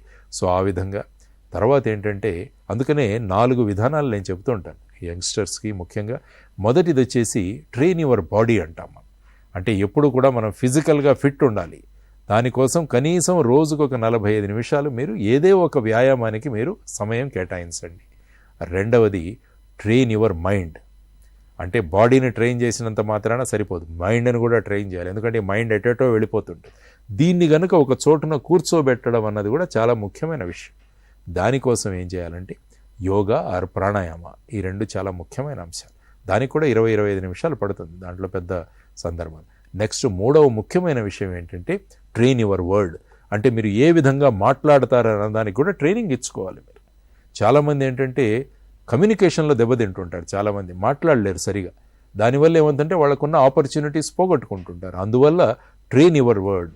దానికోసం ఏం చేయాలంటే పుస్తకాలు చదవాలి. అంటే మన పాఠ్య పుస్తకాలతో పాటు ఇతర పుస్తకాలు కూడా చదవాలి. ట్రైన్ యువర్ మైండ్ సెట్ అంటారు, థాట్ ప్రాసెస్. దానికోసం ఏం చేయాలంటే గొప్ప వ్యక్తుల చరిత్రలు, జీవిత చరిత్రలు చదవండి. ఒకవేళ మీరు భగత్ సింగ్ జీవిత చరిత్ర చదివితే ఒక చిరు ప్రాయంలో ఏ విధంగా భారతదేశ స్వాతంత్రం కోసం తన అశువులు ఆయన అర్పించాడు అన్నది తెలుసుకుంటే మనం చేస్తున్నదేంటి చాలా చిన్న విషయం. అందువల్ల గొప్ప వ్యక్తుల చరిత్రలు, జీవిత చరిత్రలు మీరు చదివితే వాళ్ళు జీవితంలో ఎలా పోరాటం చేసి వాళ్ళు గొప్ప విషయాలు సాధించగలిగారన్నది చేయడం వల్ల మీరందరూ కూడా పాజిటివ్ మైండ్ సెట్లోకి వస్తారు. కాబట్టి 4 విషయాలు మీరు చేయండి. Train your body, physically fitness కోసం ఎక్సర్సైజ్ చేయడం. ట్రైన్ యువర్ మైండ్, మన మనసును మన అధీనంలోకి ఉంచుకోవడానికి 30 నుంచి 45 నిమిషాలు మీరు ఫిజికల్ ట్రైనింగ్, ఆ తర్వాత 20-25 నిమిషాలు మీరు యోగా ప్రాణాయామాలు కానీ, తర్వాత మన పాఠ్య పుస్తకాలతో పాటు ఇతర పుస్తకాలు చదవడం. గొప్ప వ్యక్తుల చరిత్రలు, జీవిత చరిత్రలు చదివితే ఏమవుతుందంటే మీ కమ్యూనికేషన్స్ ఇంప్రూవ్ అవుతాయి, మీరు ఒక పాజిటివ్ మైండెడ్గా తయారవుతారు. పాజిటివ్ మైండ్ ఎప్పుడైతే మనలో ఉంటుందో మనకు ఎటువంటి డిప్రెషన్కి మనం గురి అవ్వం. డిప్రెషన్కి ఎవరు గురి అవుతారంటే నెగటివ్ మైండ్ సెట్ ఉన్నవాళ్లే ఉంటారు. కంఫర్ట్ జోన్లో ఉన్నవాళ్లే ఈ విధమైన నెగటివ్ మైండ్ సెట్ వస్తుందన్నమాట. ఎప్పుడైతే మనం పాజిటివ్ మైండ్ సెట్లో మనల్ని మనం తయారు చేసుకోగలిగితే ఏమవుతుందంటే ఎటువంటి పరిస్థితులు వచ్చినా కూడా వాటిని ఎదుర్కొని వాటి నుంచి విజయవంతంగా మనం ఎలా ముందుకు రావచ్చు అన్నది మనం అందరం కూడా. కాబట్టి ఈ 4 మార్గాలు ఏవైతే ఉన్నాయో అవి గనక అవలంబించగలిగితే మిమ్మల్ని nobody can stop you from succeed. ఇప్పుడున్న సిచ్యువేషన్స్లో ఒక విద్యార్థికి చదువు ఎంత ముఖ్యమో, ఉద్యోగంలో చేరటానికో లేదంటే ఇప్పుడున్న ఈ సమాజంలో వాళ్ళు ఉండాలి అంటే కమ్యూనికేషన్ స్కిల్స్ అనేది చాలా ముఖ్యం, చాలా ప్రధాన పాత్ర పోషిస్తుంది. ఎందుకంటే వాళ్ళు ఒక గ్రూప్ డిస్కషన్కి వెళ్ళి కమ్యూనికేషన్ స్కిల్స్ లేదంటే అక్కడ వాళ్ళు ఫెయిల్ అయి ఉద్యోగం రాని పరిస్థితుల్ని కూడా మనం చూస్తున్నాం. కమ్యూనికేషన్ స్కిల్స్ని వాళ్ళు పెంచుకోవాలి అని అంటే వాళ్ళు ఎలాంటి ట్రిక్స్ ప్లే చేయాలి, ఎలా వాళ్ళు పెంచుకోవచ్చు అంటారు? అంటే ట్రిక్స్ ప్లే చేయాల్సిన అవసరం లేదు. మనకు కంటెంట్ ఉంటే ఆటోమేటిక్గా కమ్యూనికేషన్ ఈజ్ వెరీ ఈజీ. మెయిన్గా కమ్యూనికేషన్ రాకపోవడానికి ప్రధానమైన కారణం ఏంటంటే మన దగ్గర నాలెడ్జ్ లేకపోవడం. నాలెడ్జ్ ఎప్పుడైతే ఉంటుందో కమ్యూనికేషన్ ఈజీ అవుతుంది. అందువల్ల చాలామంది ఏమనుకుంటారంటే నేను ఇంగ్లీష్ మీడియంలో చదువుకోవాలి, తెలుగు మీడియంలో చదువుకుంటే కమ్యూనికేషన్ రాదు. ఇవన్నీ కూడా కరెక్ట్ కాదు. కమ్యూనికేషన్ ఎవరికి బాగుంటుందంటే విషయ పరిజ్ఞానం ఎవరి దగ్గర అయితే ఉంటుందో వారు కమ్యూనికేషన్ బ్రహ్మాండంగా చేయగలరు. ఇప్పుడు చూడండి, సినిమాల గురించి అడగండి ఎవరినైనా, ఎంత చక్కగా ఉంటుంది కమ్యూనికేషన్. అన్ని విషయాలు చెబుతారుగా. ఈ సినిమా వచ్చింది, నెక్స్ట్ సినిమా ఇది, అందులో ఈ విధంగా హెయిర్ స్టైల్ ఉంది, ఇవి రకరకాలు చెప్తారు. మరి అక్కడ కమ్యూనికేషన్ బాగుంది. దానికి కారణం ఏంటంటే ఆ విషయం పట్ల పరిజ్ఞానం ఉండడం. అందువల్ల అనేక విషయాల్లో గనక మీరు పరిజ్ఞానం గనక పెంచుకోగలిగితే communication is a subsequent thing. అది పెద్ద గొప్ప విషయం కాదు. అందువల్ల మీరు అన్నట్టు ఈ కమ్యూనికేషన్ అన్నది చాలా ముఖ్యం. ఎందుకంటే ఒకరితో ఒకరు మాట్లాడుకోవడం అన్నది చాలా ముఖ్యమైన విషయం. సో ఆ కమ్యూనికేషన్ను పెంచుకోవాలంటే విషయ పరిజ్ఞానం. అందుకనే నేను అన్నాను, ఈవెన్ పరీక్షలకు చదువుతున్నప్పుడు కూడా ఎక్స్టెన్సివ్గా చదవండి. చాలా విషయాలు నేర్చుకునే ప్రయత్నం చేసుకోండి. పరీక్ష రాగానే ఇంటెన్సివ్గా మీరు వెళ్ళండి. సో కమ్యూనికేషన్ కోసం మనం చేయాల్సిన అంశం ఏంటంటే విషయ పరిజ్ఞానంలో లోతులుగా వెళ్ళగలగాలి. అందుకనే మీరు సముద్రం తీసుకుంటే బీచ్ దగ్గర చాలా అలజడిగా ఉంటుంది సముద్రం. అదే మీరు 1 కిలోమీటర్ లోపలికి వెళితే సముద్రం చాలా ప్రశాంతంగా ఉంటుంది. కారణం ఏంటంటే డెప్త్ ఉండడం, లోతు ఉండడం. లోతు ఎప్పుడైతే ఉంటుందో మనిషి ప్రశాంతంగా ఉంటాడు. లోతు లేకపోవడే మనిషి అలజడితో ఉంటాడు. అందువల్ల మీ డెప్త్ని పెంచుకోండి. కాబట్టి కమ్యూనికేషన్ స్కిల్స్ బ్రహ్మాండంగా రావాలంటే విషయ పరిజ్ఞానం, రోజు న్యూస్ పేపర్ చదవండి, జరుగుతున్న విషయాలు ఏంటి సమాజంలో వాటి గురించి అవగాహన కల్పించుకోండి. దానివల్ల ఏమవుతుందంటే మీ కమ్యూనికేషన్ ఏ విషయం అడిగినా కూడా మీరు మాట్లాడే స్థాయికి మీరు రాగలరు. అందువల్ల యువతరం ఏం నేర్చుకోవాలంటే ఏ విషయం అడిగినా ఒక 10 వాక్యాలు చెప్పే స్థాయికి వాళ్ళు రాగలగాలి అన్నది అనుకుంటే ఏమవుతుందంటే అది చాలా సులభతరం. నేను చేసే విషయం అంటే నా విషయానికి వస్తే ఏదైనా కొత్త విషయం కనిపిస్తే నేర్చుకొని దాన్ని నేను నోట్ చేసుకుంటాను. ఎందుకంటే ఎప్పుడైతే దాన్ని నోట్ చేసుకుంటానో ఆటోమేటిక్గా ఇక్కడ రిజిస్టర్ అవుతుంది. కానీ చాలామంది ఏమవుతుందంటే ఈ మధ్య విషయాలని వాళ్ళ సెల్ ఫోన్లలో సేవ్ చేసుకుంటున్నారు. కానీ అది సెల్ ఫోన్ మెమరీలోకి వెళుతుంది కానీ మన మెమరీలోకి వెళ్ళట్లేదు. So let us take into hour memory. మన మెదడుకున్న శక్తి కొన్ని 1,000 కంప్యూటర్లు ఇచ్చినా దానికన్నా ఇంకా ఎక్కువగానే ఉంటుంది మన దగ్గర శక్తి. మనం ఉపయోగిస్తున్నది కేవలం 5% మాత్రమే ఉపయోగించుకుంటున్నాం. మనం ఇంకా 95% బ్రెయిన్లో ఉన్న మెమరీ అది అలాగే వేస్ట్గా ఉంది. కాబట్టి కీప్ లోడింగ్ ఇట్. కొత్త విషయాలు తెరుచుకోండి, మీ సందర్భాలను బట్టి నోట్ చేసుకోండి, వాటిని చర్చించండి. ఆ తర్వాత అప్పుడప్పుడు వాటి గురించి మాట్లాడుతూ ఉండండి. స్టేజ్ మీదకి వెళ్ళి ఆ విషయాల గురించి మాట్లాడుకోండి. అప్పుడు కమ్యూనికేషన్ ఈజ్. సో కమ్యూనికేషన్ కోసం ప్రత్యేకంగా కోర్స్ చేయాల్సిన అవసరం కూడా లేదు. విషయ పరిజ్ఞానం పెంచుకోండి, ఆటోమేటిక్గా యువర్ కమ్యూనికేషన్ విల్ ఇంప్రూవ్. అంటే ఒక విద్యార్థి ఒక అంశాన్ని చదివినప్పుడు ఆ చదువు వరకే, ఆ పుస్తకంలో ఉన్నంత వరకే కాకుండా దాన్ని ఒక విజువలైజ్ చేసి మన మెదడులోకి ఎక్కించడం ద్వారా అది ఎక్కువ కాలం గుర్తుంటుంది కదా, ఏమంటారు? డెఫినెట్గా అది టీచర్స్ బాధ్యత. టీచర్స్ బాధ్యత కేవలం పాఠ్యపుస్తకాల్లో ఉన్నది విద్యార్థుల బ్రెయిన్లో ఎక్కించడం కాదు. మీరు చదువుకుంటున్న అంశాలు ఏ విధంగా జీవితంలో మీకు ఉపయోగపడతాయి అన్నది కనుక వాళ్ళు అన్వయించి చెప్పగలిగితే ఏమవుతుందంటే అప్పుడు ఆటోమేటిక్గా మనం చదువుతున్నది రేపు జీవితానికి ఉపయోగపడుతున్న భావనలు కూడా వాళ్ళలో ఉంటాయి. నేను యాక్చువల్గా 5వ తరగతి వరకు మ్యాథ్స్ అంటే చాలా భయపడేవాడు. గణితం అంటే చాలా కష్టం, నేను ఎగ్జామ్ వస్తుందంటేనే భయం. కానీ మాకు ఒక టీచర్ వచ్చారు. ఆవిడ చెబుతున్నప్పుడు మనం దీన్ని ఎందుకు నేర్చుకుంటున్నాం అన్నది కూడా వాళ్ళు అన్వయించి చెప్పడం వల్ల అప్పటి నుంచి గణితం చాలా సులభం అయిపోయింది నాకు. ఆ తర్వాత 6వ తరగతి నుంచి ఆ తర్వాత చదువుకున్నంత వరకు ఎప్పుడు కూడా 100కి 100 మార్కులు తగ్గలేదు నాకు. తర్వాత గణితం అంటే కూడా చాలా ఇంట్రెస్ట్ నాకు. దానికి ప్రధానమైన కారణం ఏంటంటే మనం నేర్చుకుంటున్న విషయాలు ప్రాక్టికల్గా ఎలాగ ఉపయోగపడతాయని అన్వయించి చెప్పగలిగే ఉపాధ్యాయులు ఉంటే ఏమవుతుందంటే అది సులభతరం అవుతుంది. కాబట్టి ఈ కార్యక్రమం ద్వారా నేను ఉపాధ్యాయ వర్గానికి అంతా చేస్తున్న విన్నపం ఏంటంటే మనము చెబుతున్న విషయాలు వాట్లను ప్రాక్టికల్గా అన్వయించి ప్రాక్టికల్గా వాళ్ళతో చేయించి కనుక మీరు చెప్పగలిగితే ఏమవుతుందంటే అవి పదిలంగా పర్మనెంట్గా మనిషిలో ఉండిపోతాయి. జీవితంలో అటువంటి విషయాలు వచ్చినప్పుడు ఎదుర్కొనడం చాలా సులభమవుతుంది అనమాట. సో మీరు అన్నట్టు practicality is very very important. నేర్చుకునే ప్రతి విషయం కూడా ప్రాక్టికల్గా ఎలా అప్లికబుల్ అవుతుంది అని చెప్పగలిగితే అప్పుడు ఏమవుతుందంటే that will make the student more inquisitive. కొత్తగా నేర్చుకోవాలన్న ఒక భావన, ఒక తపన విద్యార్థిలో వచ్చినప్పుడు ఏమవుతుందంటే then you will create an impact on the society. సమాజంలో ఒక విశిష్టమైన ప్రభావాన్ని చూపించే వ్యక్తిగా మారతాడు. అందుకనే సమాజంలో ఉన్న వ్యక్తులు కూడా ఆ వ్యక్తిని ఏ విధంగా ముందుకు తీసుకువెళ్లాలన్నది ఆలోచించాలి, కానీ ఆ వ్యక్తిని సర్వసాధారణ వ్యక్తిగా ఎలా చేయాలన్నది ఆలోచించుకోకూడదు అన్నది ఉపయోగం. కాబట్టి practicality is very very important అండి. అయితే ఈ చదువుల రన్నింగ్ రేస్లో మార్కుల పాత్ర మనం చూసినట్టయితే అది చాలా వరకు ప్రభావితం చూపిస్తుందేమో అనిపిస్తుంది. మీరేమంటారు? ఎస్, ఈ మధ్య ఏంటంటే ఇది చాలా సులభం. ఒక వ్యక్తిని అనలైజ్ చేయడం, ఒక వ్యక్తిని ఒక సబ్జెక్ట్లో అతని పరిజ్ఞానాన్ని పరిశీలించడానికి అత్యంత సులభమైన విషయం ఏంటంటే పరీక్ష పెట్టడం. ఏమవుతుందో ఒక క్వశ్చన్ పేపర్ తయారు చేయడం, అందరికీ ఇవ్వడం, వాళ్ళు సాల్వ్ చేసిస్తే దాన్ని ఎవాల్యుయేట్ చేయడం. So this is what is happening. కానీ ఒక వ్యక్తిని ఎవాల్యుయేట్ చేసేలో దాని విధానాలు మారాలి. ఎందుకంటే ఆ వ్యక్తి మార్కులు అన్నది ఒక పర్టికులర్ అంశం అంతే. మిగతా విషయాలు కూడా ఆ వ్యక్తిలో ఉన్నాయా లేదా అని చూడడం చాలా అవసరం.